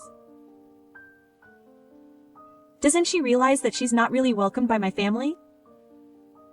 She came in with a sullen look on her face, drinking the tea my mother had made for her and eating the cake she had bought. I wonder if she had forgotten that she had glared at me the other day and left. I guess that she was probably bored. Eating in Ginza is nice, but is that the president's daughter's place? I asked her, thinking that she must be in a good position to have lunch in Ginza in the middle of the day even though her husband is working. She said, no way. We're friends, so we'll split the bill. Quote. That's stingy, isn't it? Big sister. No, that split is money she earned from working.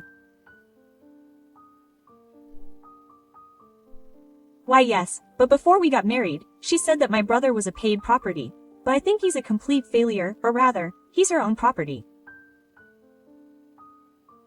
At that moment, Yuzu, our cat who has been in our house for 15 years, came down from the second floor. She's shy, so she doesn't show her face when we have guests, but since Arisa has been to our house many times, she seemed to have let her guard down a little. Oh, there's a cat. It's messy. If you're going to do that, you should buy some blood sugar. Then I'd take a picture of you. All cats are cute, whether they're messy, have blood sugar levels, or are strays. Also, recently there's been a trend of people getting criticized for bragging about cats with blood sugar levels on social media. Many people say that if you're going to buy a cat, you should get a kitten. When I said that, Arisa said, huh? Isn't that a poor man's day? Quote.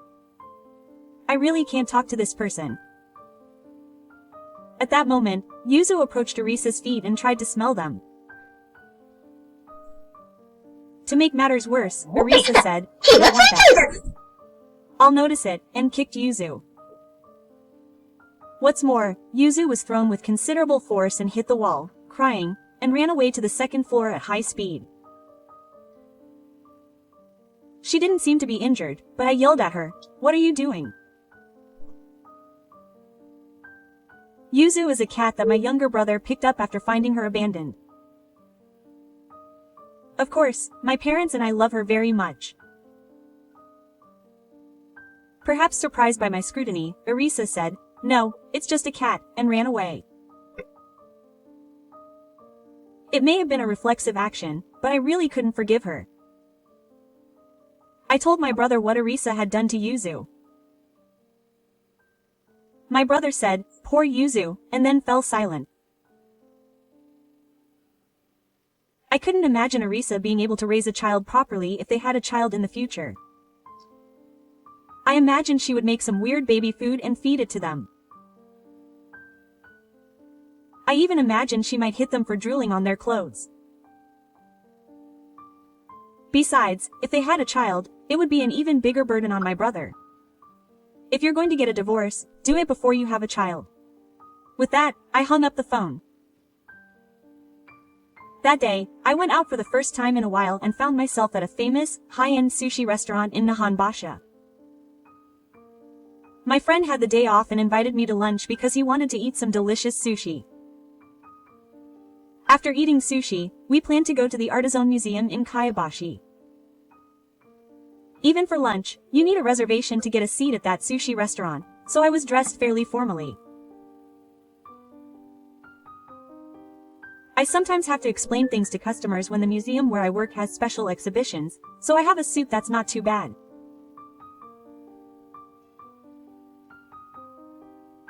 Sitting at the counter, two female customers sat to my right, and when I looked to the side, it was Arisa sitting next to me.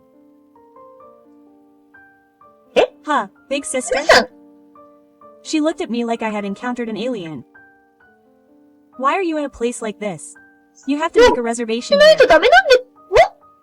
I know it's a bit strange to call it a place like this in a voice loud enough for the counter staff to hear, but that's just Arisa's usual routine. Big sister, you can go to a pretty decent school, huh? This is also normal. This is the Kasu-san I always talk to. She works as the president's secretary at her father's company. Kasu-san made the reservation here again today, Arisa said, introducing the woman sitting next to her. She said she was Arisa's friend, so I wondered what kind of person she was, and she had a calm, intelligent air about her. As expected, the clothes she was wearing looked expensive. Kasu-san, this is my sister-in-law. She's dressed quite decently today, but when was she? What's terrible is the way you introduced yourself. Katsu-san smiled gently and gave me a brief introduction. I returned the same. Then Arisa put her mouth close to my ear and said in a hushed voice, like a poor, poorly educated cleaner, just say conveyor belt sushi. We're not exactly on good terms, but even so, her words didn't sound poor at all. Arisa seems to think that cleaners are poor and poorly educated. What a terrible prejudice. I clean and repair ancient objects, but anything can get dirty if left alone. I think it's wrong to look down on people who work to keep our lives clean and tidy. Quote. Is something wrong? The servant sitting next to me on the left asked, looking a little worried. Hasa noticed this and said, are you with a man? He said something rude, I can't believe it. You're a big sister, but you're so cheeky. Quote, what kind of logic is that? Is it the same as when Nobita says, I'm going to live, in Gion's story? It looks so delicious, but if someone like this is sitting next to me, I'll be too angry to enjoy it. I thought he was in the way. This is my friend, Kisuchiro. I introduced the man sitting next to me. The one who exclaimed was Ka, who was sitting next to Arisa. Quote, Amaki Soichiro-san, Amaki-san from Glen's sword, Ka said, almost standing up from her seat. I'm a big fan. Alice was surprised by Ekka's words and looked closely at the man sitting next to me. Glen's Sword is a drama set in the Warring States period that depicts the growth of a young samurai who has sworn to be loyal to his family, and Amaki-san was chosen to play the role of the young samurai and became an actor who became famous overnight when the drama became a hit. He's not a handsome actor, but he's a unique actor, but his acting skills are well established. He once told me that he was so memorable as a 35-year-old single samurai in a period drama that no one recognized him even when he was walking around town in casual clothes. That's true. I've seen this guy on TV. Arisa said loudly, with no manners at all. Quote, Hey, Arisa, that's rude to the store and Amaki-san. Ka confirmed this in a stern tone. I was relieved to find that Kasu was a more decent person than I had expected, but I could tell that Kasu was also anxious to hear from Amaki. Quote, Well then, let's talk at a nearby coffee shop after we're done eating, Amaki said with a gentle smile. However, instead of enjoying the sushi, I ended up doing something that I felt was wrong to Amaki. Amaki and I became acquainted through his breakthrough film, The Sword of Glen. The director is someone who pays attention to detail, and he contacted our museum to use as a reference when using replicas of kimonos, armor, swords, etc., so I was put in charge of that. He also paid attention to everyday items, ornaments, and the manjushri and records used by officials and samurai of the time, even to the smallest details that no one would notice if they were actually filmed, and I sympathized with his attitude and cooperated in any way I could. Thanks to that, the film received high praise from even the most hardcore period drama fans, which made me feel relieved. A few days after the shoot was over, the director came to thank me, and Amaki-san was with him. I thought Kashiwagi-san was a man, but she was such a young woman. Thank you for all your cooperation. As expected of an actor, she greeted me with a bright smile. The director said he was going to the museum to say hello today, so I followed him. Actually, I love old things. I get more excited about museums than Disneyland. I couldn't help but say that, and the two of us got excited talking about ancient ruins, ancient objects, and excavated items. Apparently, Amaki-san has obtained the highest level of the World Heritage Examination, Meister. Even I only have level 1. Recently, we've been doing overseas location shoots occasionally, and I've been forcing myself to adjust my schedule to visit nearby World Heritage sites. Since period dramas are a career move, I don't get to go overseas very often, so I figured this was the best opportunity. The four of us, a strange combination, sat at a table in a relaxed, calm cafe and listened to Amaki-san's story.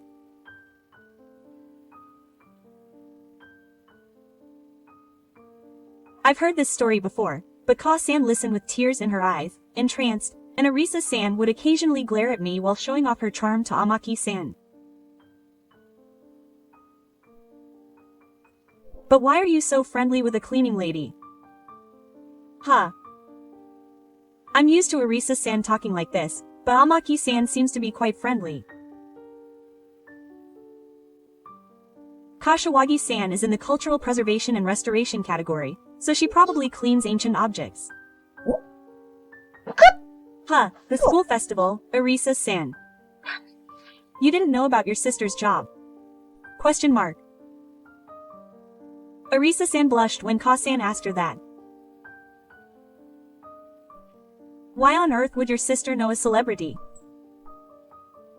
Arisa-san deliberately changed the subject. When Amaki-san and I took turns explaining how we met, Arisa-san finally seemed to understand my job a little. Quote. What? I thought you were just a low-educated cleaning lady. I was fooled, but it's a good thing. I was too embarrassed to tell anyone that my sister-in-law was a low-educated cleaning lady. No one is fooling me. Arisa-san had assumed that and looked down on her. Still, can't she imagine what people think of her for saying something like this? What a low level of education. Kasiwa-san studied cultural property candidate studies at Gaidai and is fluent in English enough to travel abroad by herself, and she can also speak Latin well enough to read literature. She's the most amazing woman I know. When Amaki-san says that, I feel like I'm an amazing person. What? Are you kidding me? Arisa looks at me with an incredulous expression on her face. Well, that's wonderful. I went to Stonehenge when I was studying abroad in England, said Ka. Now that I think about it, I think I heard Arisa bragging about studying abroad in England as if it were her own. I went there too. It's one of the most mysterious ancient ruins, isn't it? That sounds great, I want to go too. The three of us got excited about the possibility of filming in England. Ka-san and Amaki-san have become quite friendly with each other, and I've watched all the dramas that Amaki-san has appeared in. Ka-san seems to be a real fan of Amaki-san, asking, "What kind of work are you doing now?" The drama I'm currently filming is about a young comic collector. There are all sorts of things going on in society, prejudices, and so on, but the more I learn about it, the more I realize that it's a job that's essential to society, and I hope that the drama will help to reduce those prejudices, even just a little. It's wonderful. I also think that essential workers should be the most recognized and given preferential treatment. I'll definitely watch the drama. It seems that Katsu isn't just a spoiled young lady. But I can't help but wonder why someone like that would be so different from Arisa.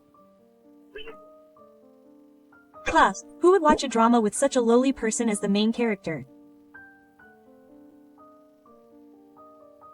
Arisa interrupts in the worst way possible, just because she's not the center of attention, but San ignores her and says, I know I shouldn't ask such a trivial question, but are you two lovers? Huh?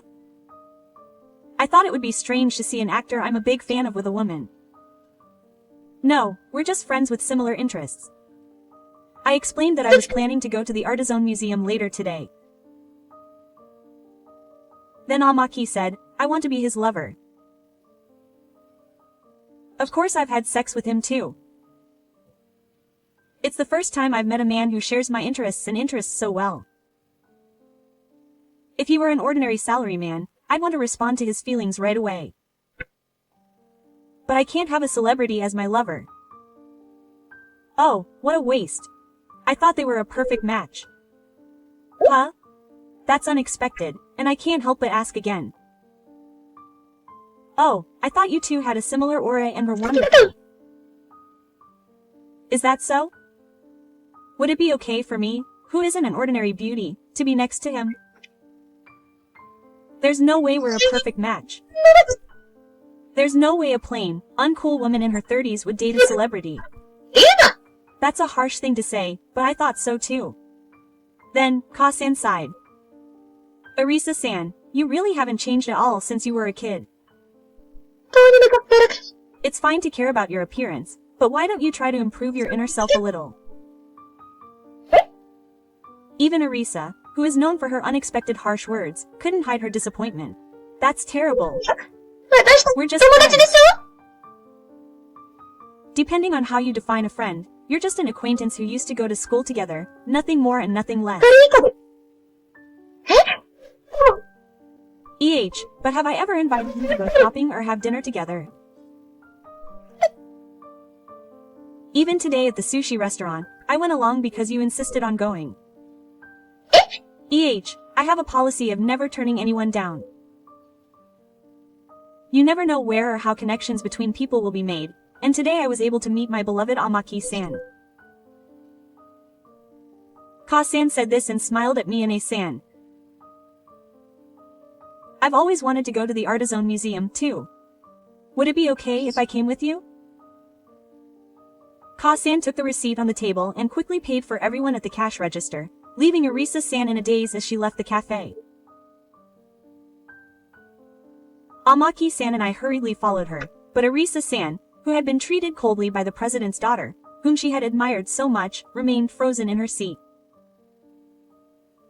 The museum visit by the three of us was a lot of fun. We had endless conversations while looking at the exhibits, and afterwards the three of us went for drinks at Ka-san's favorite Japanese-style izakaya. Weren't we friends? Arisa-san was always bragging about Ka-san, but all she wanted to do was be close to me, the president's daughter. There are some interesting aspects, but I can't believe she's my family. Kasiwa-san is kind. Even though she said some pretty awful things to me, she's still worried.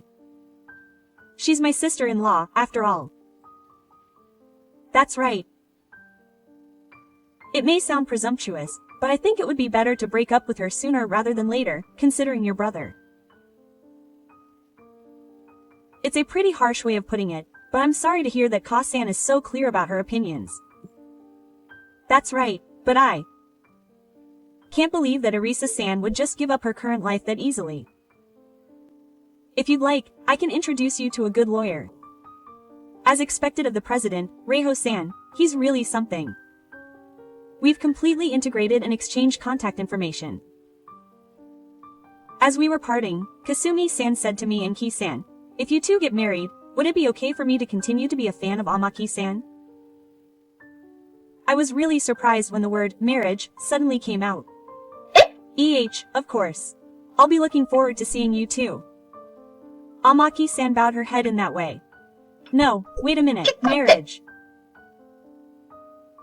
Can you please take me seriously when I suddenly panic? I know you don't like being the center of attention or being watched by people who are just curious, but both I and the agency will do our utmost to protect you. I was stunned and could only nod silently. Ka-san told us to invite her to the wedding and got into the car that was waiting for us to come and go home. From that day on, everything began to change. I heard from my younger brother that when Arisa got home, she was in a hysterical rage and started lashing out at the flowers and vases, and even hit my younger brother who tried to stop her. My younger brother said that he hated living with his wife because she kept shouting insults and curses at me. He said in a trembling voice that he was scared. It seems that Katsu-san was the one who actually caused the damage, but he didn't say anything bad about her. If Arisa really thought of me as a friend, I thought it was foolish and inconvenient. Although it was the anger and curses directed at me that were the result of the collision, my younger brother decided to get a divorce and actually ended up getting help from the lawyer Ka-san introduced to him. Arisa seemed to resist considerably, but the amount she had spent on retirement expenses since their marriage had reached nearly 3 million yen in the 2 years since. I said I wanted a divorce, but I didn't have to pay the money back. However, a competent lawyer introduced by Kasumi worked things out, and half of the money Arisa had spent was refunded, and the divorce was successfully finalized. Although the apartment was rented, they had no children, and Arisa had no savings because of all the retirement expenses. My brother returned to his parents' home with a bright face. He said with a smile that he was glad that they had successfully divorced, even though it had been a high-stakes course of study. I hope that he will be happy in the future, making use of the experience he had gained from his high-stakes course of study. And when I brought Amaki home as my marriage partner, the whole family was in a frenzy and celebrating. That's only natural. There was an actor I had seen on TV right in front of me, and he was going to marry my daughter, who had never had a single romantic relationship before. Of course, my parents welcomed me, saying things like, "I hope you like a girl like this." Although it was reported that actor Soichiro Amaki had married an ordinary woman, my face and name were never known to the public. His office has also moved, so I'm living in a high-security apartment with a concierge, and I'm still working at the museum as usual. Ka-san and I have become good friends, and she even came to visit me when I secretly went overseas without telling the media. The only thing I was worried about was Arisa-san, but I'll keep an eye on her because she might do something if she finds out you two got married. As I said, slanderous comments about him and extensive private information about me now that I'm his wife were posted on Amaki-san's office's official website. At Kasumi-san's request, the staff took turns checking the site 24 hours a day, so they were immediately deleted and didn't spread, but when Ka-san called Arisa in to put the nail in the coffin, she apparently came to the designated cafe overjoyed, for some reason. You're a much more regrettable person than I thought. You might have thought you wouldn't get caught because you're anonymous, but I've identified you as the culprit. If you do it again, I'll report you and have you punished. And don't ever tell anyone that I'm your friend again. It would be annoying if someone thought I was your friend. Arisa, who had come to rekindle their friendship, apparently burst into tears when Kasan told her that. She must have been quite hurt. After her divorce, she returned to her parents' home and became a recluse, but apparently she is now working at a nearby convenience store to pay back her brother. It's a huge fall from being a self-proclaimed successful housewife. But neither my brother, my parents, nor anyone else would go along with Arisa. I don't think she'll be happy unless she makes a serious effort to change her personality. It might be impossible though. By the way, my husband and I are currently on our honeymoon. I'm still not used to being her husband, so I end up calling him Mr., and he tells me that I'm already Mr. Amaki. But the drama about a garbage collector that I talked about when I met Mr. has finished filming safely and is off to a good start with good ratings.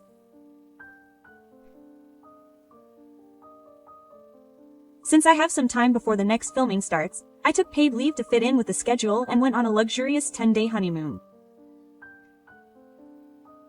The theme is the ancient ruins and beautiful cityscapes of Europe. We start in Rome, Italy, visit the Colosseum and the Roman Forum, and enjoy the heritage of the Roman Empire. The schedule includes visiting the amazingly preserved state of an ancient city buried by a volcanic eruption in Ponte Vedra, Italy, experiencing the glory of Greek civilization at the Acropolis and Parthenon in Athens, Greece, and spending a romantic moment in Suntory, taking in the beautiful white streets of the island and the sunset over the city.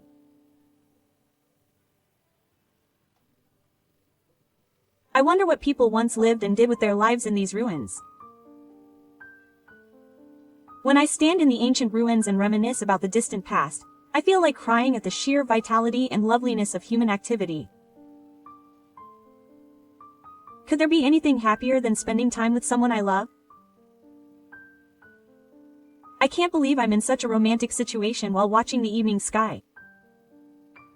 It's like I'm in a drama. I couldn't help but mutter this. My husband laughed and said that filming a real drama isn't just the two of us, there are a lot of staff around, and it's not romantic at all. Now that you mention it, that's true. I think of myself as the main character in my own life. When I think about it that way, even the people I don't like and the people who make me angry are all supporting characters. That's right, when I think about it that way, I don't get angry as much. I wonder if Arisa was the kind of person who wanted others to think of her as the main character. As I was thinking this, my husband gently hugged me and said, "You are the heroine of my life." Those words would have been incredibly embarrassing if it weren't for this situation, but well, we're on our honeymoon, and tonight I can't stop being romantic.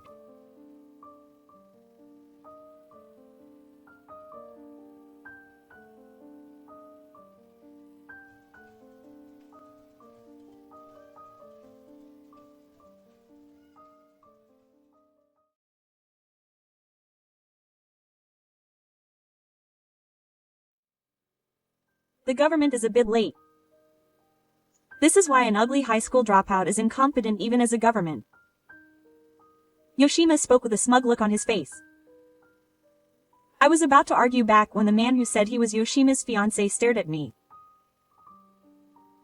Immediately afterwards, he suddenly hugged me. I didn't know what was going on, but this hug was what reversed the positions of Yoshima and me. My name is Miho. I'm 35 years old and I love falling asleep while watching videos of my child's play party. My child is the best. An angel. Her plump butt and round limbs are so cute when she dances. Isn't it good to have parents? To parents, children look cuter than any other child. Looking back, I think Yoshima's son may have been raised in the same way. The time is a few years ago. It goes back to when I was newly married. At the time of the proposal, my husband, Makoto, said that he wanted to live with his parents after marriage. To be honest, I'm just worried. They say that living with your parents-in-law or living in a fake house doesn't work out. But despite my worries, my parents-in-law were very kind to me. I thought this would be fine, so I went ahead with the marriage talk with peace of mind, but after a certain incident, my relationship with my in-laws, which had been going well at first, or more precisely, with my in-laws, deteriorated. It happened when I went to the family's house to discuss the wedding and marriage registration. My husband's relatives, who happened to be visiting, thought, "Shin-kun, you got a very cute wife," and went over to the house with a deep look in their eyes. At that moment, Yoshima stared at me with cold eyes. Gifu also seemed embarrassed and replied, "It's a shame that such a beautiful woman has come."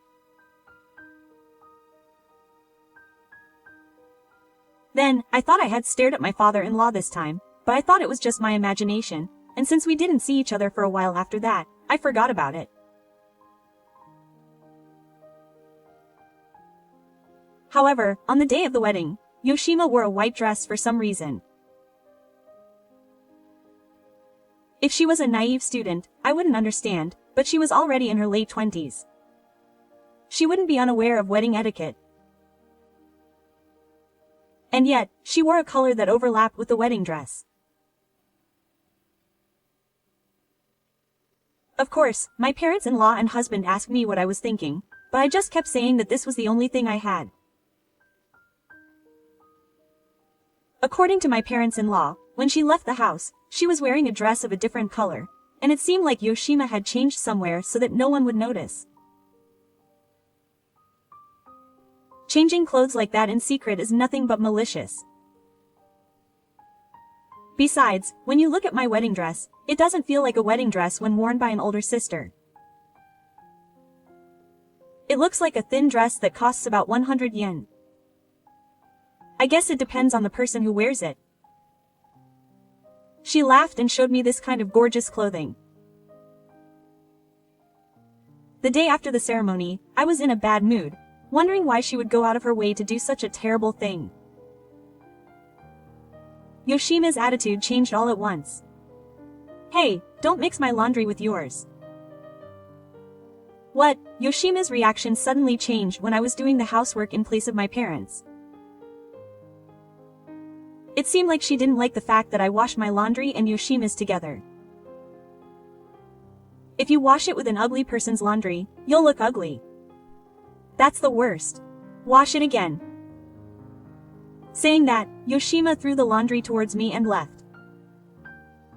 You might think I should say something back, but honestly, I took it as an insult and didn't say anything. Because it's not something a grown-up would say. Saying things like, "separate laundry because it makes you look ugly," is cute when a girl from Shishunki says not to mix her laundry with her dad's.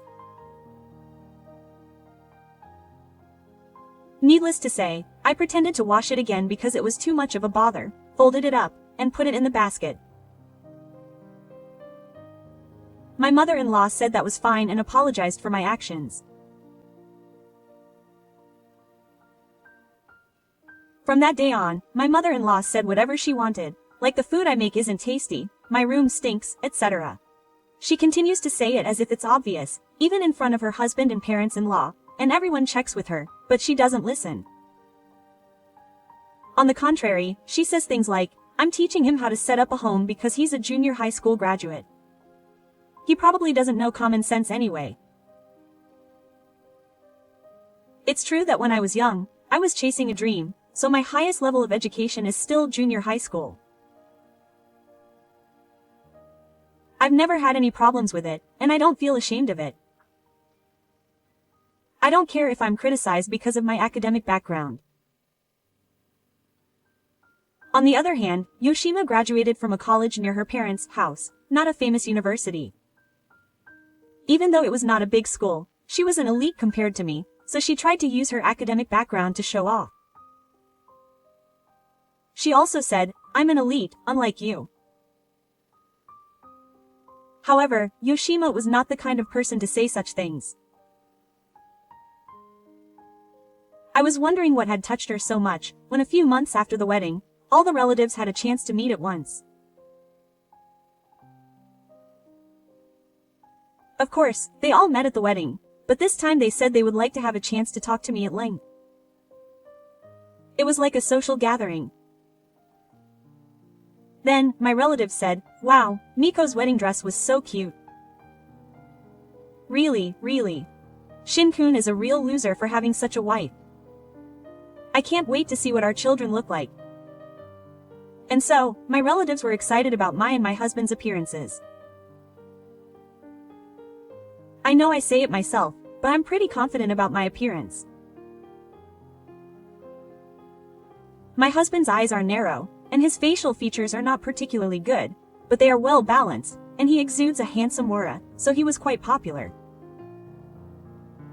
Our relatives seem to think of us as a beautiful couple. She looked at the relatives who were excited about us with a righteous look and suddenly said this. You probably don't know this, but I was really popular when I was a student. Ah, so that's what it was. That's the moment I realized what Yoshima's anger was. Despite everyone looking blank-faced, Yoshima began to talk about his history of being popular. He said that many men confessed their love to him in his school days, and that when he walked down the street, the men who admired him were like Moses parting the sea.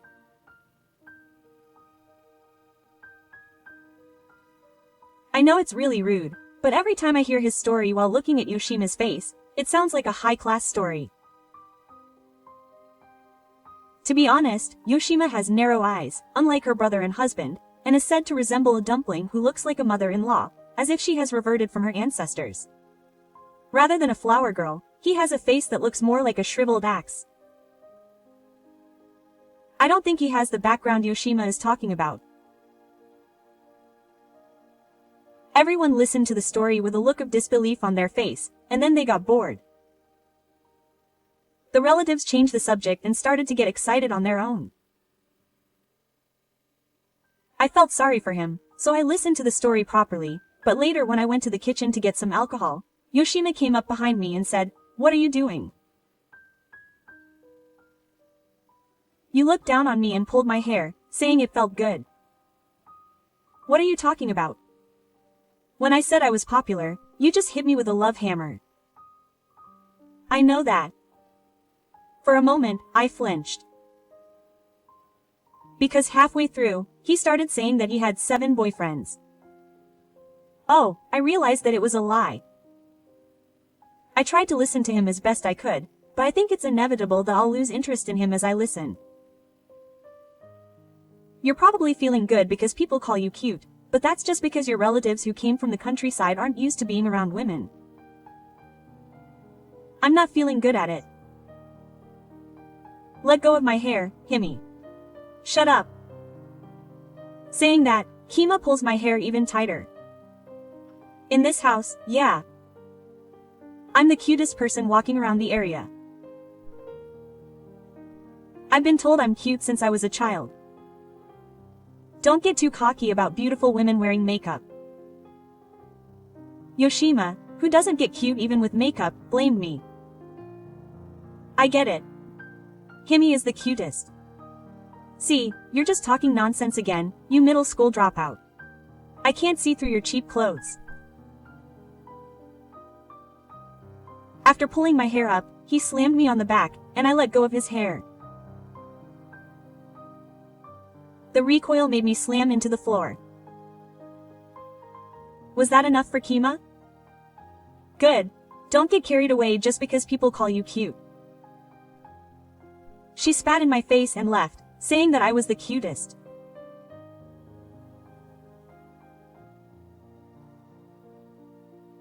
I had to report this incident to my husband and my mother again, but when I told them, they all looked surprised.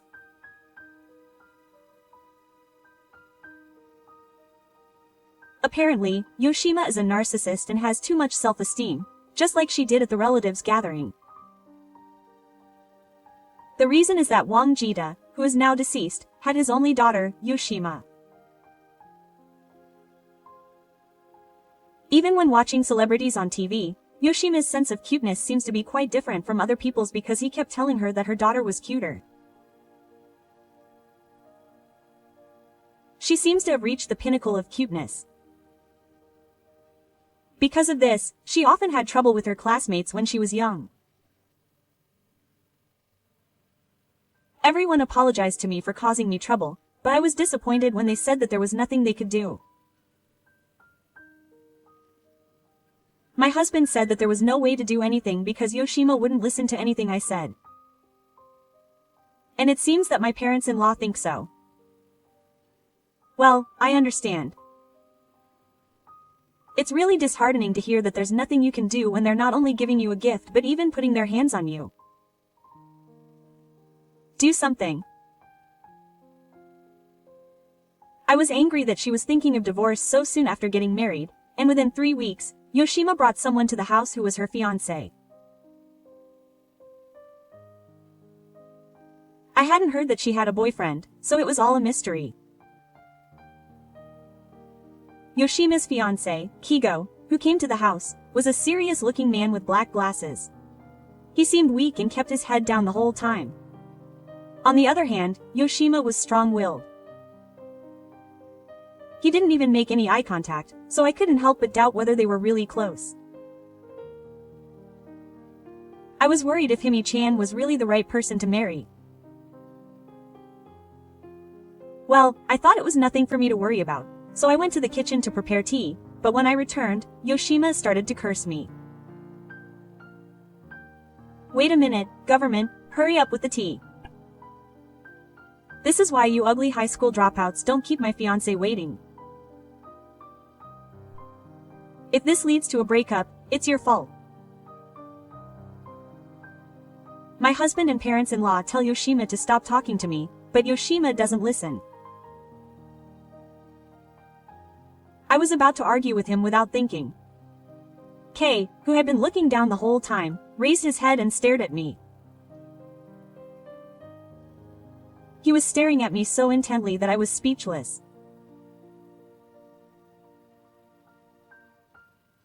At that moment, Mibimade hugged me with all his might. Yoshima, pale-faced and crying out when he saw the sudden hug. Of course. Everyone there took it the wrong way. I'm glad you've been doing well. There was no information on the internet about what you've been doing since you retired, so I was worried. I'm sorry, Maitan. I was confused, so Kei and Yoshima quickly spoke up, and Yoshima tried to fill me in on what I meant.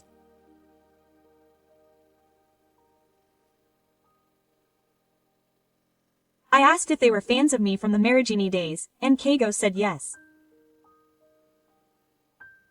He said it was Mitashi. I was surprised at how quickly he replied, considering how weak he seemed yesterday.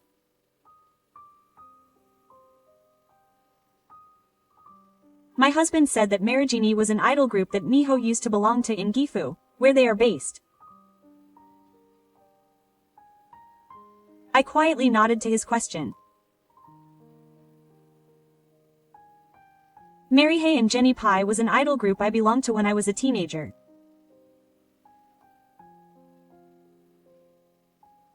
I rose to fame at 16 and was active as an idol under the name Mimi Pie until I was 19.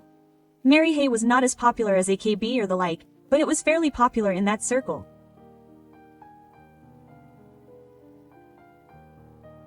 Unfortunately, the group disbanded due to a series of scandals involving its members, and I also quit being an idol once and for all at the turning point of 20.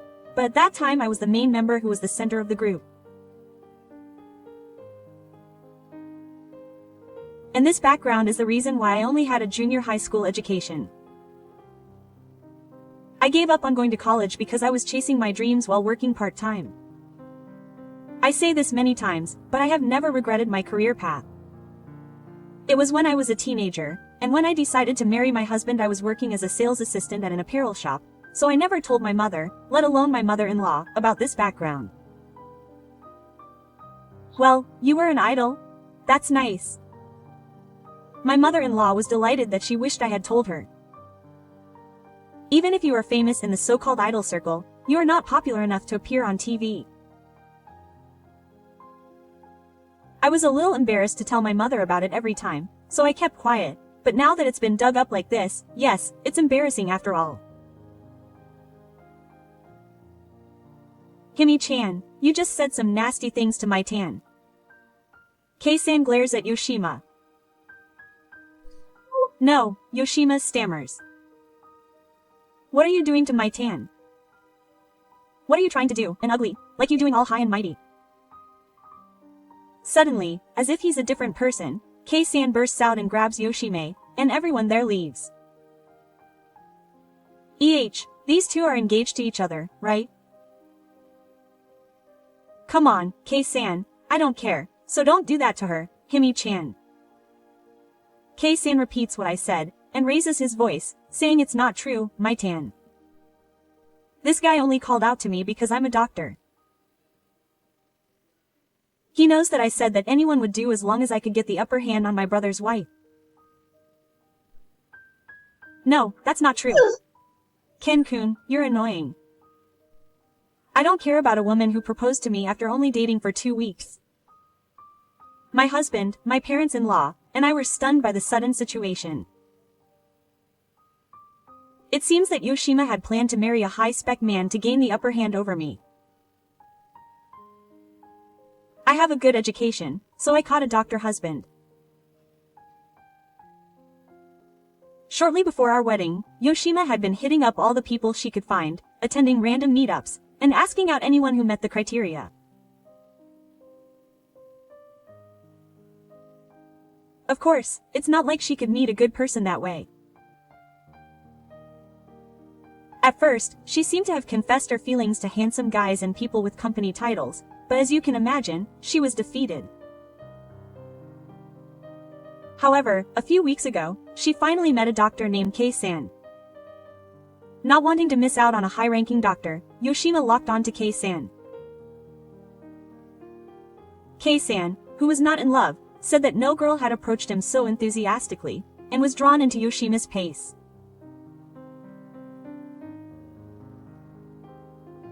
But a week later, when he heard Yoshima talking on the phone with a friend, he realized that it wasn't because he liked her, but because she was a doctor. Still, he accepted Yoshima's proposal, thinking that she might like him properly if they got married. Yoshima didn't care who it was, and whether she liked him or not, but he wanted to make the most of the opportunity that came his way. I thought they were a good match, but I kept quiet. Yoshima was completely frightened of Keigo, who was so excited that he couldn't even handle it, wondering who would marry a woman who looked down on Mimi-chan. He probably didn't think that Keigo, who looks like an adult, would be so crazy. Yoshima retorted in a faint voice, "What's so good about being a middle school dropout?" Keigo got even more heated, yelling, "What's ugly about Himeden? That's you, isn't it? I'll make you understand the difference between the two." Well. By the way, Himi-chan always calls me a middle school dropout, but is it really that bad? Middle school dropout. It's obvious that you have no education. So the head chef at the sushi restaurant Himi-chan often goes to started training to be a sushi chef after graduating from junior high school, and the actor Himi-chan likes is also a junior high school graduate, but all of those are no good. It's a special profession, so that's fine. Right? Well, yeah. I can't say this with condescension because I've quit being an idol, but I also chose to graduate from junior high school because of my special profession. Do I have to be successful? That's because I didn't even know you were an idol in the first place. Yeah, that's right. But once you found out I was an idol, didn't you find out about me for reasons other than being a junior high school graduate? When I said that and glared at Yoshima, he looked away as if he was hanging out. I don't really want to talk about my educational background, but since you asked, I'll say it again.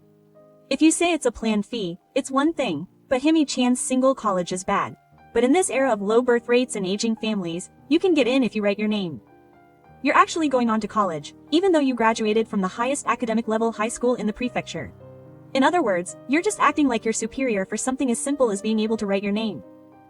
Doesn't that seem hollow? I asked with a smile, and Yoshima gradually began to look at me and said, "Stop making noise." That's amazing. Himi-chan can write your name. Are you satisfied with this? You want to look down on me, don't you? Look, I'll give you what you want. Hidemi-chan is amazing. Kei-san is nice to me as I praise Yoshima while clapping my hands sarcastically. I cried out, why did I forget about Matana and date such an ugly girl? Fans are amazing. I don't think I'm cute now. Yoshima's self-esteem crumbled next to Kei-san, who praised me like that. It's the worst. I've never been laughed at like this before, but I'm cute. You deserve it. And Yoshi aside. Your personality is not cute. I know my personality is not cute either, but not as cute as you. First of all, fix your personality and who do you think you are? You see, a woman's face gets more and more blunt as she gets older.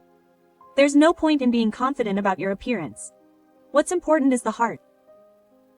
Because the beauty of the inside shows on your face.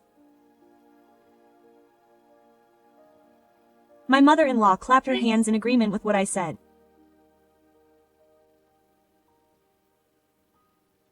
My husband and I, a man, were both attracted to cute girls when we were young, but since we started thinking about marriage, we've started to value comfort and personality. Himi said with a wry smile that she wouldn't be able to get married if she stayed the way she is.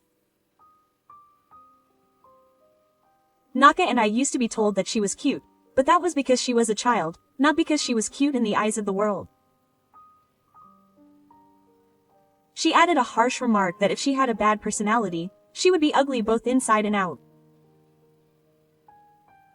I lamented that it was really the worst and made a fist as if I was clenching my fist on the floor, so I won't cry.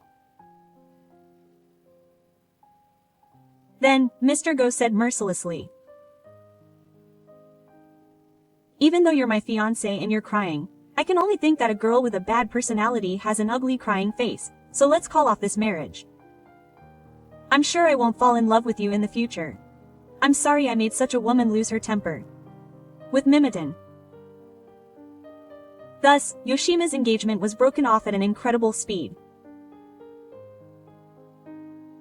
Yoshima was the trigger and kicked out of the house to face the world. At first, if she relied on her friends, she would have a place to live. She said she didn't feel good about being kicked out, but she came back home within 3 days and had a fight with her friends. Aoro told her to leave, so she asked to go home. Maybe her friends saw Yoshima's rough side because she was with them from morning to night. She didn't seem to have many friends. Of course, no one accepted Yoshima. Both her parents-in-law and her husband seemed to regret having spoiled Yoshima too much. They apologized to me, saying they were sorry for not dealing with it even though they had asked me. Well, it's only natural that she was moved to kick out her daughter. I can understand Gifu's feelings of not being able to make up her mind. In the first place, I don't want to blame her parents for what she did as a grown adult in her 20s. And my husband was secretly trying to get Yoshima to live with me at home and separate me from her. Before that, Yoshima was touched and apologized for making her put up with it. Seriously, if you're a husband, you should protect your wife better. Otherwise, I'll get divorced. I scolded him jokingly. Since then, Kima's house where she started living alone has been robbed. She was robbed of her money by a man she met on a dating app. She fell off her bike and sprained her ankle. All the things she bought were rotten, and she seems to be living a life of being stepped on and kicked. Maybe the bad deeds she's done up until now are coming back to haunt her. Well, I'll do my best. I don't think so. Meanwhile, I've just had a baby girl and I'm busy being a mother. I was shocked when I received the news that Ri-kun had become my boyfriend, even though he was a toddler just a little while ago. Rise-kun is a boy from the same kindergarten, but they started dating after meeting each other, and according to my daughter, they've even promised to get married. Needless to say, I burst out laughing when my husband heard about it and cried while drinking, asking her not to leave her father and get married. It's okay. That relationship is like a proposition. But kids grow up so fast. I'm sure she'll introduce us to a man who thinks she'll find someone she wants to marry someday. Until that day comes, I'll take responsibility and raise my daughter well with my husband. To make my proud daughter, who I'm not ashamed of anywhere, even more beautiful. Anyway. Since my daughter made a mess of her room, I'll go and give her a lecture and clean up. I still have a long way to go before she becomes a lady. Sigh.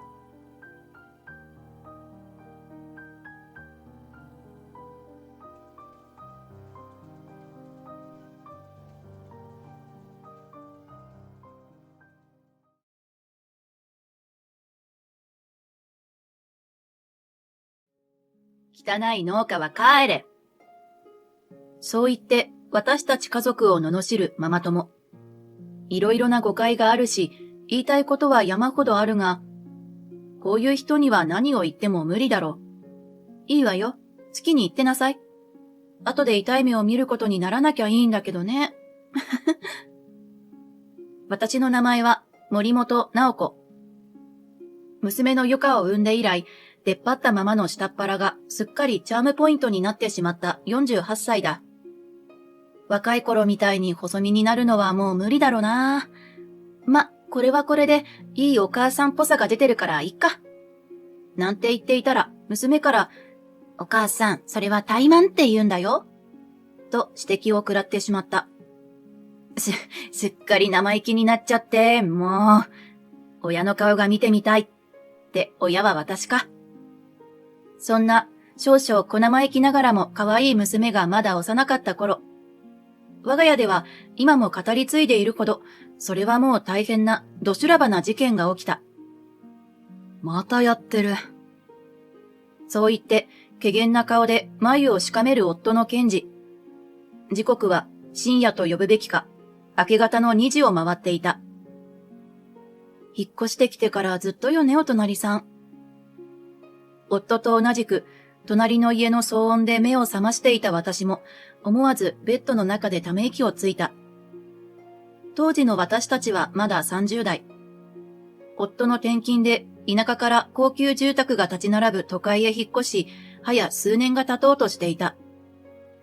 いわゆるブルジョワの多い土地で、お向かいさんや斜め前のお家も、そのまた隣のお家も、みんなどこかの会社の役員や自営業で成功した人ばかり。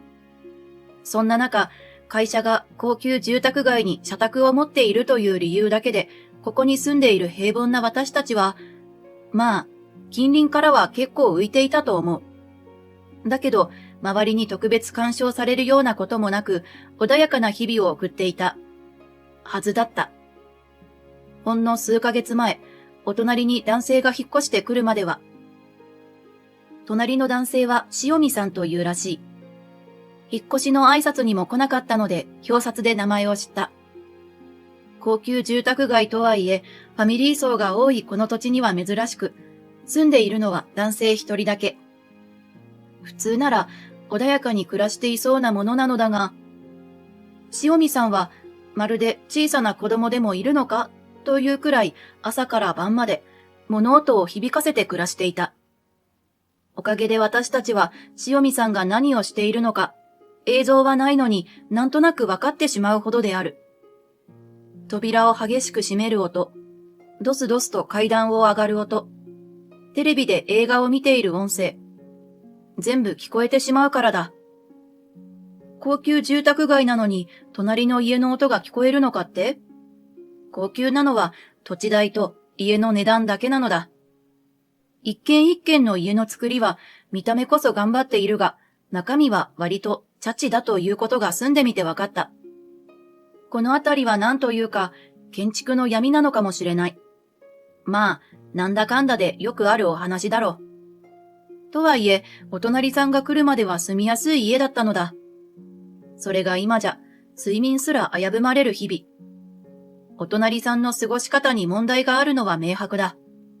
いっそ、引っ越してほしいとすら思っていたのだが、お隣さんには、夜になると庭を見ながら深夜過ぎまで酒を飲む趣味がある。それだけでも騒音という部分ではかなり迷惑なのだが、彼はもっと迷惑な癖を持っていた。またやられてる。ある朝、我が家の庭を見てみると、酎ハイの空き缶がいくつも投げ込まれていた。お隣さんにやられたものだ。夫もその様子を見て、またか、と頭を抱えた。そう、お隣さんは酔っ払うとゴミをゴミ箱に捨てず、なぜか隣の我が家の庭に捨てるのだ。ちなみに、お隣さんがやったという証拠はない。捨てているところの映像があるわけでも、その場面に遭遇したわけでもないからだ。ただ、お隣さんが庭で酒を飲む日は決まって鼻歌が聞こえ、翌朝にはゴミがあるので、間違いないだろう。そもそも、お隣さんが越してくるまではこんなこと一度もなかったし、文句を言いたいところだが、こちらは社宅住まいだ。下手すれば、お隣さんが逆ギレして会社に何か言う可能性もあるだろう。面倒を嫌う会社がトラブル回避のために私たちを社宅を追い出すなどになってもおかしくはなかった。どうしたものかと頭を抱えていた矢先、お隣さんに異変が起きた。はじめまして、隣に越してきた塩見です。そう言って、ある日突然、地味な感じの女性が我が家を訪ねてきた。塩見？と頭の中でクエスチョンマークを浮かべながら、すぐにそれがお隣さんの名字だったことを思い出す。塩見さんってお隣の？と思わず声に出した後で、お隣って言われたじゃないか、と自分の心の中で突っ込んだ。塩見さんも私がそんな反応をする理由は無理もない、と思っていたのだろう。ははっと苦笑いしつつ、わけあって夫と私たちは別々に暮らしていたんですよ、と答えてくれた。そうなんですね。ごめんなさい、なんだか立ち入ったことを聞いちゃって。いえ、いいんですよ。あ、お子さんいらっしゃるんですね。そう言って、私の背後をちらっと覗く塩見さん。私も振り返ってみると、そこには娘が立っていた。ああ、ゆかおいで。お隣さんにご挨拶しよう。はーい、ママ。そう言って、とことこと私の方に駆け寄ってくる娘。私から習った通りに娘が挨拶をすると、塩見さんは、うちの子と同じ年齢ね、と微笑んだ。優しそうな笑顔に、旦那さんはともかく、奥さんとは仲良くできそうだと思ったのだが、翌日、塩見さんが娘のりなちゃんを連れて我が家を訪れた。ちなみに、会う約束などは一切していない。こんにちは。塩見さん、どうしたんですか？子供同士が同い年みたいだし、せっかくだから、うちの子とお宅のゆかちゃんを引き合わせたいと思って。なるほど。ご挨拶程度なら。せっかくだし一緒に遊ばせましょうよ。私もゆかちゃんママと仲良くなりたいわ。いや、今日は娘とおばあちゃん家に行こうって話で。そんなのはいつでも行けるでしょ？そう言った瞬間、塩見さんの目が鋭く光ったように見えた。人が変わったような冷たい視線に思わずゾッとする。今まで地味で温和な印象を受けていた塩見さんだったが、内面は激しい人なのかもしれない。と、その眼光一つで予感した。いいじゃないね。せっかく越してきたんだし、お友達が欲しいわ。そう言って、私の腕にすがりつく塩見さん。昨日出会ったばかりだというのに、随分と距離の近い人だ。少しだけ彼女を苦手に思った。しかし、塩見さんのお子さんと娘は、1週間後から同じ小学校に通うことが決まっている。しかも同じクラスだそうだ。下手に塩見さんと距離をとって、娘の学校生活が過ごしにくくなっても困るしな。本来なら関わりたくないところだが、仕方なく私は、引っ越してきたばかりだし、仲良くしておくか、と塩見さんの提案に乗ることにした。その後は娘同士も仲良くなり、塩見さんからも下の名前で呼ばれる程度には懐かれ、表面上は良好な関係を保てていたと思う。旦那さんの悪癖や騒音問題も塩見さんに相談し、生活態度などを改善してもらえるようになった。おかげで我が家の悩みの種は一つ減り、本来なら喜ばしいことなのだが、徐々に私は塩見さんとの関係を億劫に感じるようになっていた。というのも、あの日以降、塩見さんはたびたび私と娘を遊びに誘ってくれるようになり、私たちの関係はかなり密なものになった。本来なら嬉しい話だ。ママ友同士の関係としてはかなりいい方である。しかし、塩見さんの娘さんが小学校に通うようになってからは、他のママ友も交えて集まることが増えた。そう、気がつくと私は塩見さんを中心としたママ友グループの一員になっていたのだ。私は正直、女性同士の集まりが苦手だ。だからこういうものも本当は避けたかったのだが、娘の学校生活を思うと、この輪から出るうまい言い訳も浮かばない。一匹狼になるのも得策じゃないだろうしな、と仕方なく参加していたのだが、ママ友達の会話は、正直なところ私にとっては聞くに耐えない話題がほとんどだった。主に子育ての悩みや旦那さんの愚痴。ここまではいい。よくある話だ。だけど、ママ友同士の関係が近づくにつれて、実は夫の部下と浮気しているとか、生々しい話まで流れてくるようになった。正直、平凡な主婦である私には理解しがたい話も多い。お金持ちばかりが集まっているせいで、ブランド物を買ったとか、買わないとかの金持ち自慢を聞かされることもしょっちゅうだ。じゃあ参加するなって？ママ友達の秘密を知ってしまったせいで、集まりから抜けるのは今まで以上に困難になってしまったのだ。集まりに参加しないということは、ここの集まりで話した秘密をどこかにばらすんじゃないか。自分たちを裏切るんじゃないか。というような変な空気が流れていた。だから実質、この集まりは強制参加なのだ。みんな、互いに仲が良さそうに見せつつも、水面下では女同士の妙に横のつながりを大事にしたがる嫌なねちっこい空気が流れている。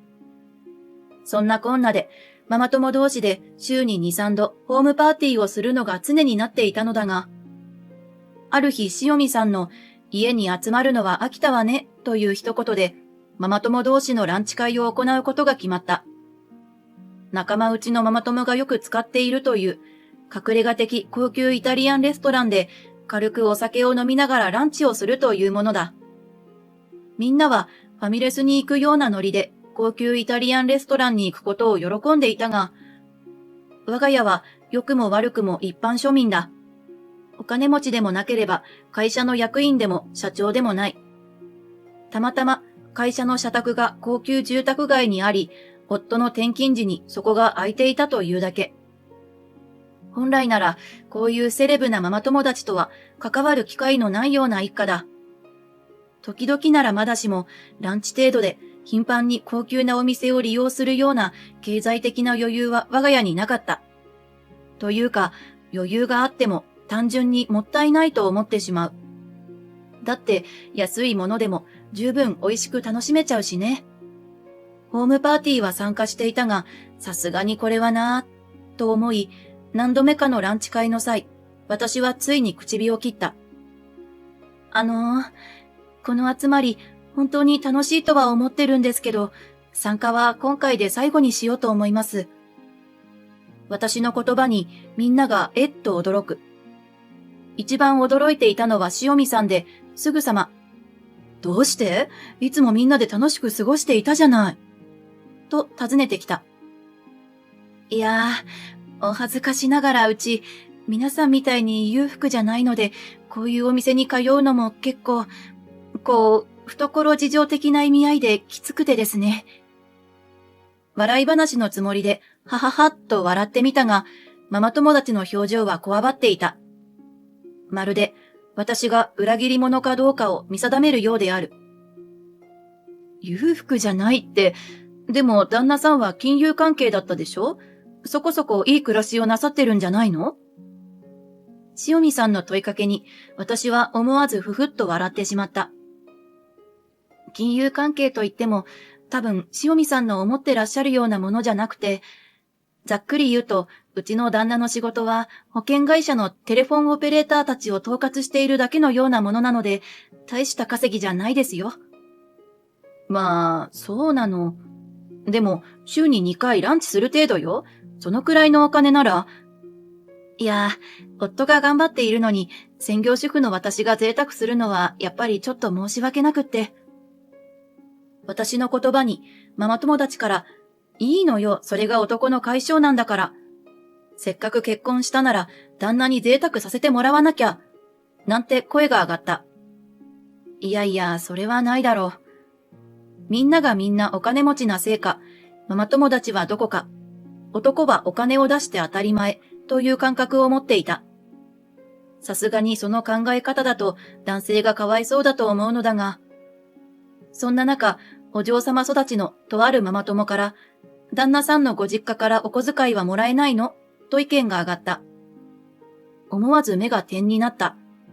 が、そういう反応を示したのは私だけで、他の人たちも、その手があったわね、とママ友の意見に好意的だった。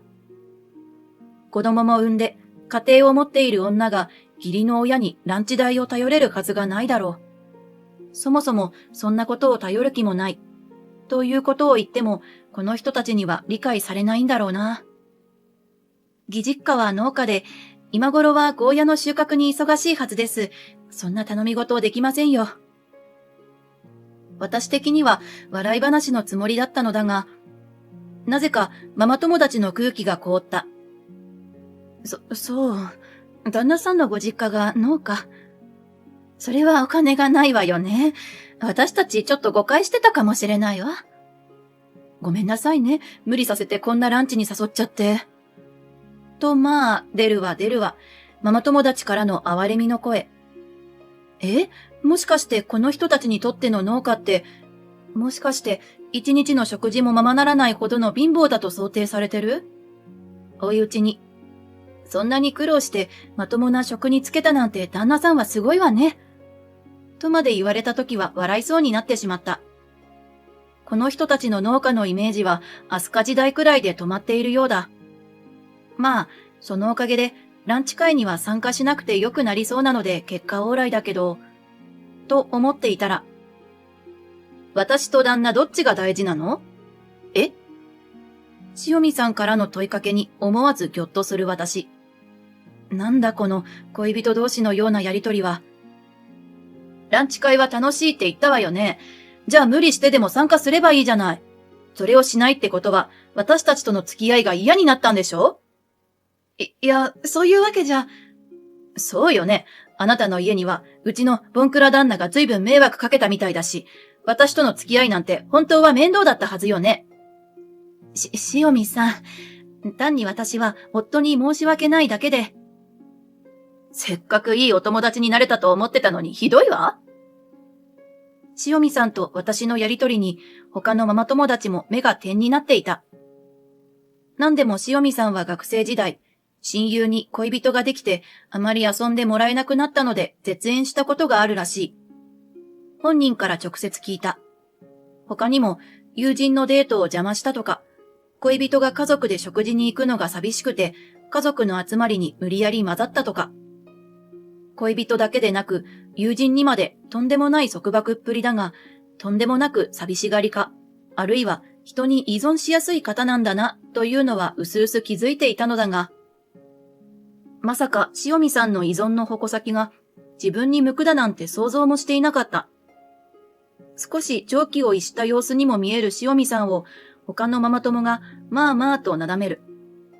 結局、ママ友達も多少誤解はあるものの、私の事情を理解してくれて、次回のランチ会は参加しなくてよいということにはなったのだが、塩見さんだけが最後まで納得がいかないと不満そうな顔で私を見ていた。それから塩見さんは私と顔を合わせても無視をするようになった。その一方で突然話しかけられたと思ったら、謝るなら今のうちよ。なんて言われてしまった。塩見さんの中で私は自分を傷つけた人として登録されているようだ。当然悪いことをしたなんて微塵も思っていない私は塩見さんに謝罪することもなく過ごしていたのだが、ある日娘が夜中に突然泣き出した。どうしたの？と私は夫と二人で娘に寄り添う。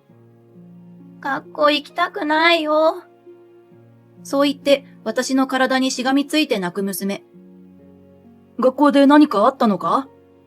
と夫が問いかけると、娘は小さくうなずいた。何があったの？私の問いかけにしばらく黙り込む娘。お話ししたくない？と問いかけると、娘は涙を拭きながら、りなちゃんが、と塩見さんの娘さんの名前をつぶやいた。ふと嫌な予感がしたのは言うまでもない。りなちゃんがね、私の筆箱とか上靴を隠すの。なんでそんなことを？驚く夫に私は、ごめん、もしかしたら私のせいかも、と答えた。直子のせい？なんで？いや、この間、ママ友の集まりにはもう参加しないって言ってから、りなちゃんのお母さんとちょっとトラブってて。そんなことで子供同士の関係にまで亀裂が入るっていうのか？わかんないけど、可能性はあるかも。ねえ、ゆか、りなちゃんはどうしてそんなことをするのか話してくれた？ママに言われたって言ってた。娘の言葉に、やっぱり、と頭を抱える私と、そんな子供みたいなくだらない理由で？マジかよ。と言葉を失う夫。夫がくだらない理由というのは痛いほどわかる。私だってそう思っている。だが、ママ友との関係というのは、こういう子供のような付き合いがあるのも事実なのだ。何にせよ、娘が意地悪をされているのに黙って見ているわけにはいかない。塩見さんと話をしないと思った。翌日、私は塩見さんと話をしようと、お隣を訪ねるつもりでいたのだが、昼過ぎにインターホンが鳴り、見てみるとそこには塩見さんが立っていた。塩見さん？どうしたんですか？招待状を持ってきたの。は？招待状？こちとら娘の件で頭がいっぱいなのに？思わずポカンとしたが、塩見さんの手には宣言通り白い封筒の招待状が握られていた。はい、これどうぞ。そう言って私に招待状を渡す塩見さん。一体何の招待状だろうかと思い、中を見てみると、新築祝いとの記載があった。この町って、海辺の方はリゾート地でしょ？前からうちの両親がそこに別荘を持ってたんだけど、もう古くってね、建て替えるって手もあったんだけど、せっかくだからもう少し海辺寄りに新しい土地を買って、新たに別荘を建てることにしたの。知ってはいたが、そんなホイホイ別荘を建てる話を聞かせられると、改めて目の前の人がとんでもなくお金持ちであることを再認識させられる。新築祝い、もちろん来てくれるわよね。参加費なんて取らないし、お金もかからないわ。問題ないわよね。来てくれるわよね。念を押すように言う塩見さん。その目はちっとも笑っていない。絶対に来い、という顔だ。塩見さん、お言葉ですが、新築祝い、うんぬん以前に、うちの娘がりなちゃんに意地悪されてるみたいなんです。まずはそれを何とかしないと、親同士仲良くなんてできません。そんなの知ってるわ。だから、ほらね。仲直りに、ぜひご家族みんなで新築祝いに来てちょうだいよ。そう話す塩見さんの言葉の端々は、ちっとも仲直りしようという空気ではなかった。だって、語尾に圧があるんだもの。これはもう、新築祝いに来い、という脅しだ。だけど、これを断ったら、娘がまた嫌な思いをするのかもしれない。正直、もう塩見さんと関わりたくないのが本音だが、お隣さんな上に子供同士が同じクラスな以上、うまくやるしかないのだと腹をくくった。わかりました。伺います。気が重いな。こうして迎えた塩見さんの新築祝いの日当日。私たち家族はちょっといいお菓子を持って塩見さんの別荘を訪れた。娘がされたことを考えると、本当はお菓子なんか持って行きたくない。が、一般常識として、人の家にお邪魔するときに手ぶらというわけにはいかないだろう。非常に悔しいが、ここは常識人としての行動を取ることにした。ところが、皆さんいらっしゃい。よく来てくれたわね。さあ座って。そう言って、広いリビングのテーブルに来客を着席させる塩見さん。テーブルには手製の名札が置いてあり、家族単位で座席が決まっているようだった。見慣れたママ友達が次々に自分の名札を見つけて着席していく。私たち家族もその流れに乗ろうと名札を探したのだが、ママ、私たちのお名前ないよ。娘の言葉に私は思わず唾を飲んだ。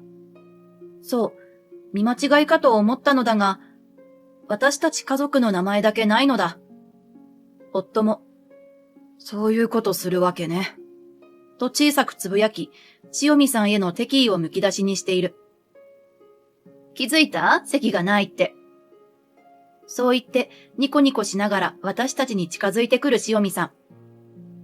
招待しておいて席もないなんて何のつもりですか？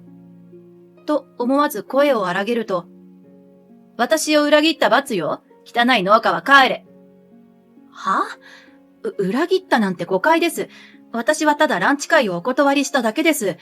だいたい農家は夫の実家ですし。言い訳なんかいらないわ。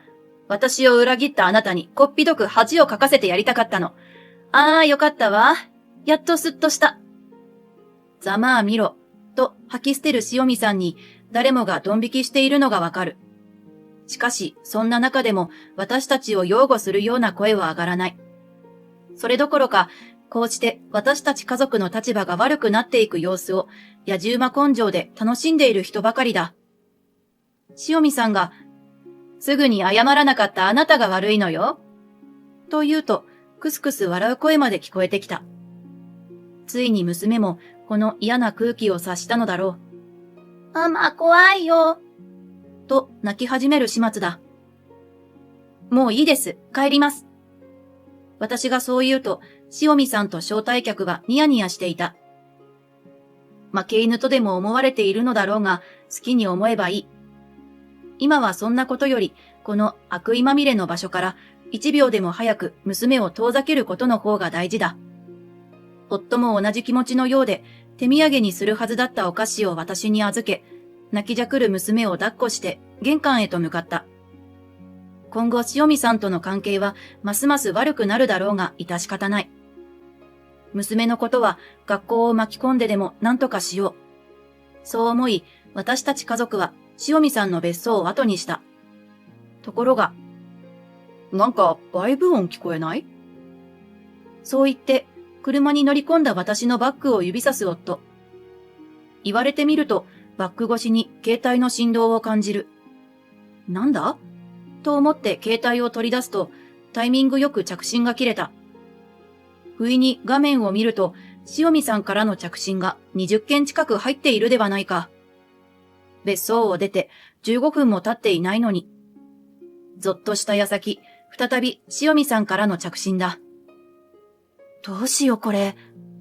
そう言って私が携帯画面を見せると、夫には、無視すれば？と言われた。まあそれが得策だろう。しかしバイブ音がうるさい。着信拒否しようにもずーっと電話がかかってくるしどうしたものか。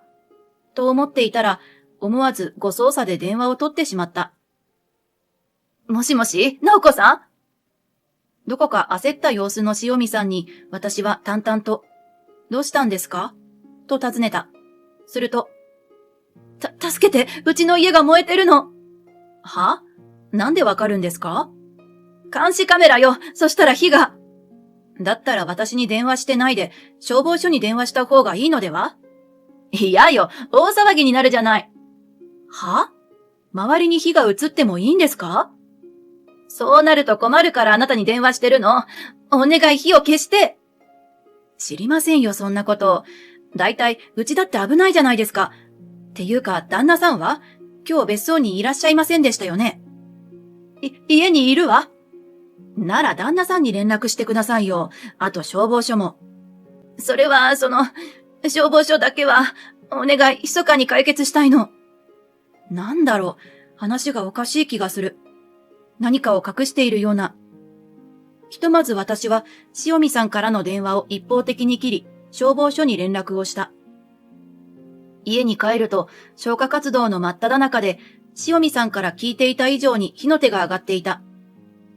うちの家がどうなっているか心配だったが、通報が間に合ったようで被害はなかった。塩見さんも焦ったのだろう。新築祝いを切り上げて自宅へと戻ってきたのだが、燃え盛る家を見て膝から崩れ落ちていた。なんでこんなことに。頭を抱える塩見さんに消防署の人がこんなことを言った。あれ、奥様は外出中だったんですね。そうですけど。どうも天ぷら油の加熱のしすぎが原因で出火したみたいなんですけど、奥様が油を放置したんじゃないんですか？そんなわけないじゃない。揚げ物なんてするなら絶対にその場を離れないわ。そうだ、旦那がいたはずだから旦那がやったのかも。そこまで言った後、塩見さんは突然顔をこわばらせた。私たちも塩見さんの言葉に違和感を覚える。塩見さんの旦那様って料理ができないんじゃなかったでしたっけ？しかも電話じゃ旦那さんが家にいるっておっしゃってたのに、いらっしゃらないみたいですね。思わずつぶやいた私の言葉に目を見開く塩見さん。本人も同じことが引っかかっていたのだろうが、私に指摘されるのは複雑だったのだろう。怒っているような、悲しいような、何とも言えない表情でこちらを見ていた。そんな中、背後から、うわ！なんだこれ！という声が響く。振り返るとそこには、塩見さんの旦那さんと見知らぬ女性が立っていた。塩見さんと目が合い、旦那さんが固まる。あなた？隣の方は誰かしら？これは。歯切れの悪い旦那さんの態度と顔色の悪い女性の様子に、二人がただならぬ関係であることが誰の目にも見て取れた。もう浮気はしないって言うから別居もやめたのに、まだ続いてたんじゃない。そう言って旦那さんを引っ叩く塩見さん。家を燃やす炎はなかなか消えないが、夫婦の恋の炎はとっくに鎮火していたようだ。こうして塩見さんは火事で家も旦那さんも失ってしまったのだった。後になって分かったのだが、あの火事は塩見さんの旦那さんの浮気相手が原因だった。日頃はガスで調理しているため、高級住宅に備え付けられた IH での調理に慣れておらず、電源を切ったと思っていたら入りっぱなしだったというオチらしい。油の量も基準より少ない状態で加熱をしていたらしく、それで出荷に至ったようだ。おまけにそのまま出かけてしまい、大惨事となった。消防からは IH の説明書を読まずに何をしても安全と考えている人が多くて困るんですよね。おかげで毎年事故が絶えません。絶対に安全なものなんてないんですから、火の取り扱いには十分気をつけてくださいと、まるで家族みたいに夫婦と浮気相手が一緒に怒られていたのが印象的だった。旦那さんと浮気相手は別れと復縁を繰り返し、もう何年も関係を続けているそうだ。裁判を起こしたこともあるのに、関係が切れていないという。監視カメラも別居を解除した際に、塩見さんが通販で買ったものをこっそり旦那に黙って設置したんだとか。高級住宅街に強盗が入る事件が相次いでいるから身を守るためと言っていたが、それだと旦那さんに黙っている必要はない。本当は旦那さんが浮気をしているか抜き打ちチェックをするためだったのだろう。結局この火事の後、塩見さんは旦那さんと一緒に別荘で暮らしたい気持ちがあったようだが、旦那さんがそれを拒否。それならばと、塩見さんは再び浮気相手を訴えるべく動き始め、彼女を相手に裁判を起こされたくなければ自分の元へ戻ってこいと旦那さんを脅したようだが、旦那さんが断固拒否し、浮気相手の元へと身を寄せてしまった結果、再び別居となってしまったようだった。さらに、この火事以降、ママ友たちの勢力図にも変化が起きた。とあるママ友が塩見さんを無視するようになったのだ。代わりに私には、あんな人が隣の家じゃ大変だったでしょ、と、妙に良くしてくれるようになり、他のママ友たちも彼女の意向を組むように同じ態度をとった。塩見さんを除外したいがために私に優しくしてくれた可能性もあるが、こうして塩見さんはママ友の輪から外されて、肩身の狭い日々を送るようになった。もう塩見さんとはお隣同士というだけで、個人的に深く関わることはないだろう、と思っていたある日。買い物から帰ると、我が家の前になぜか塩見さんが立っていた。どうしたんですか？うちに何かご用で？ごめんなさい。何のことですか？今までのこと、娘さんのこともあなたを裏切り者とか言って、別荘で笑い物にしたことも全部。ああ、別にいいですよ。その代わり、もう二度と私たちに関わらないでいてくれたらいいので。そんなこと言わないで。は？私、もう一度あなたと仲良くしたくてここに来たの。お願い、今までのことはちゃんと謝るから、必要ならお金も渡すから許して。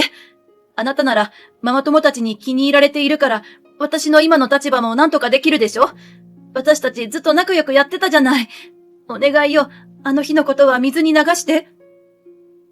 塩見さんの必死な様子に、私は呆れて、つい大きなため息を漏らしてしまった。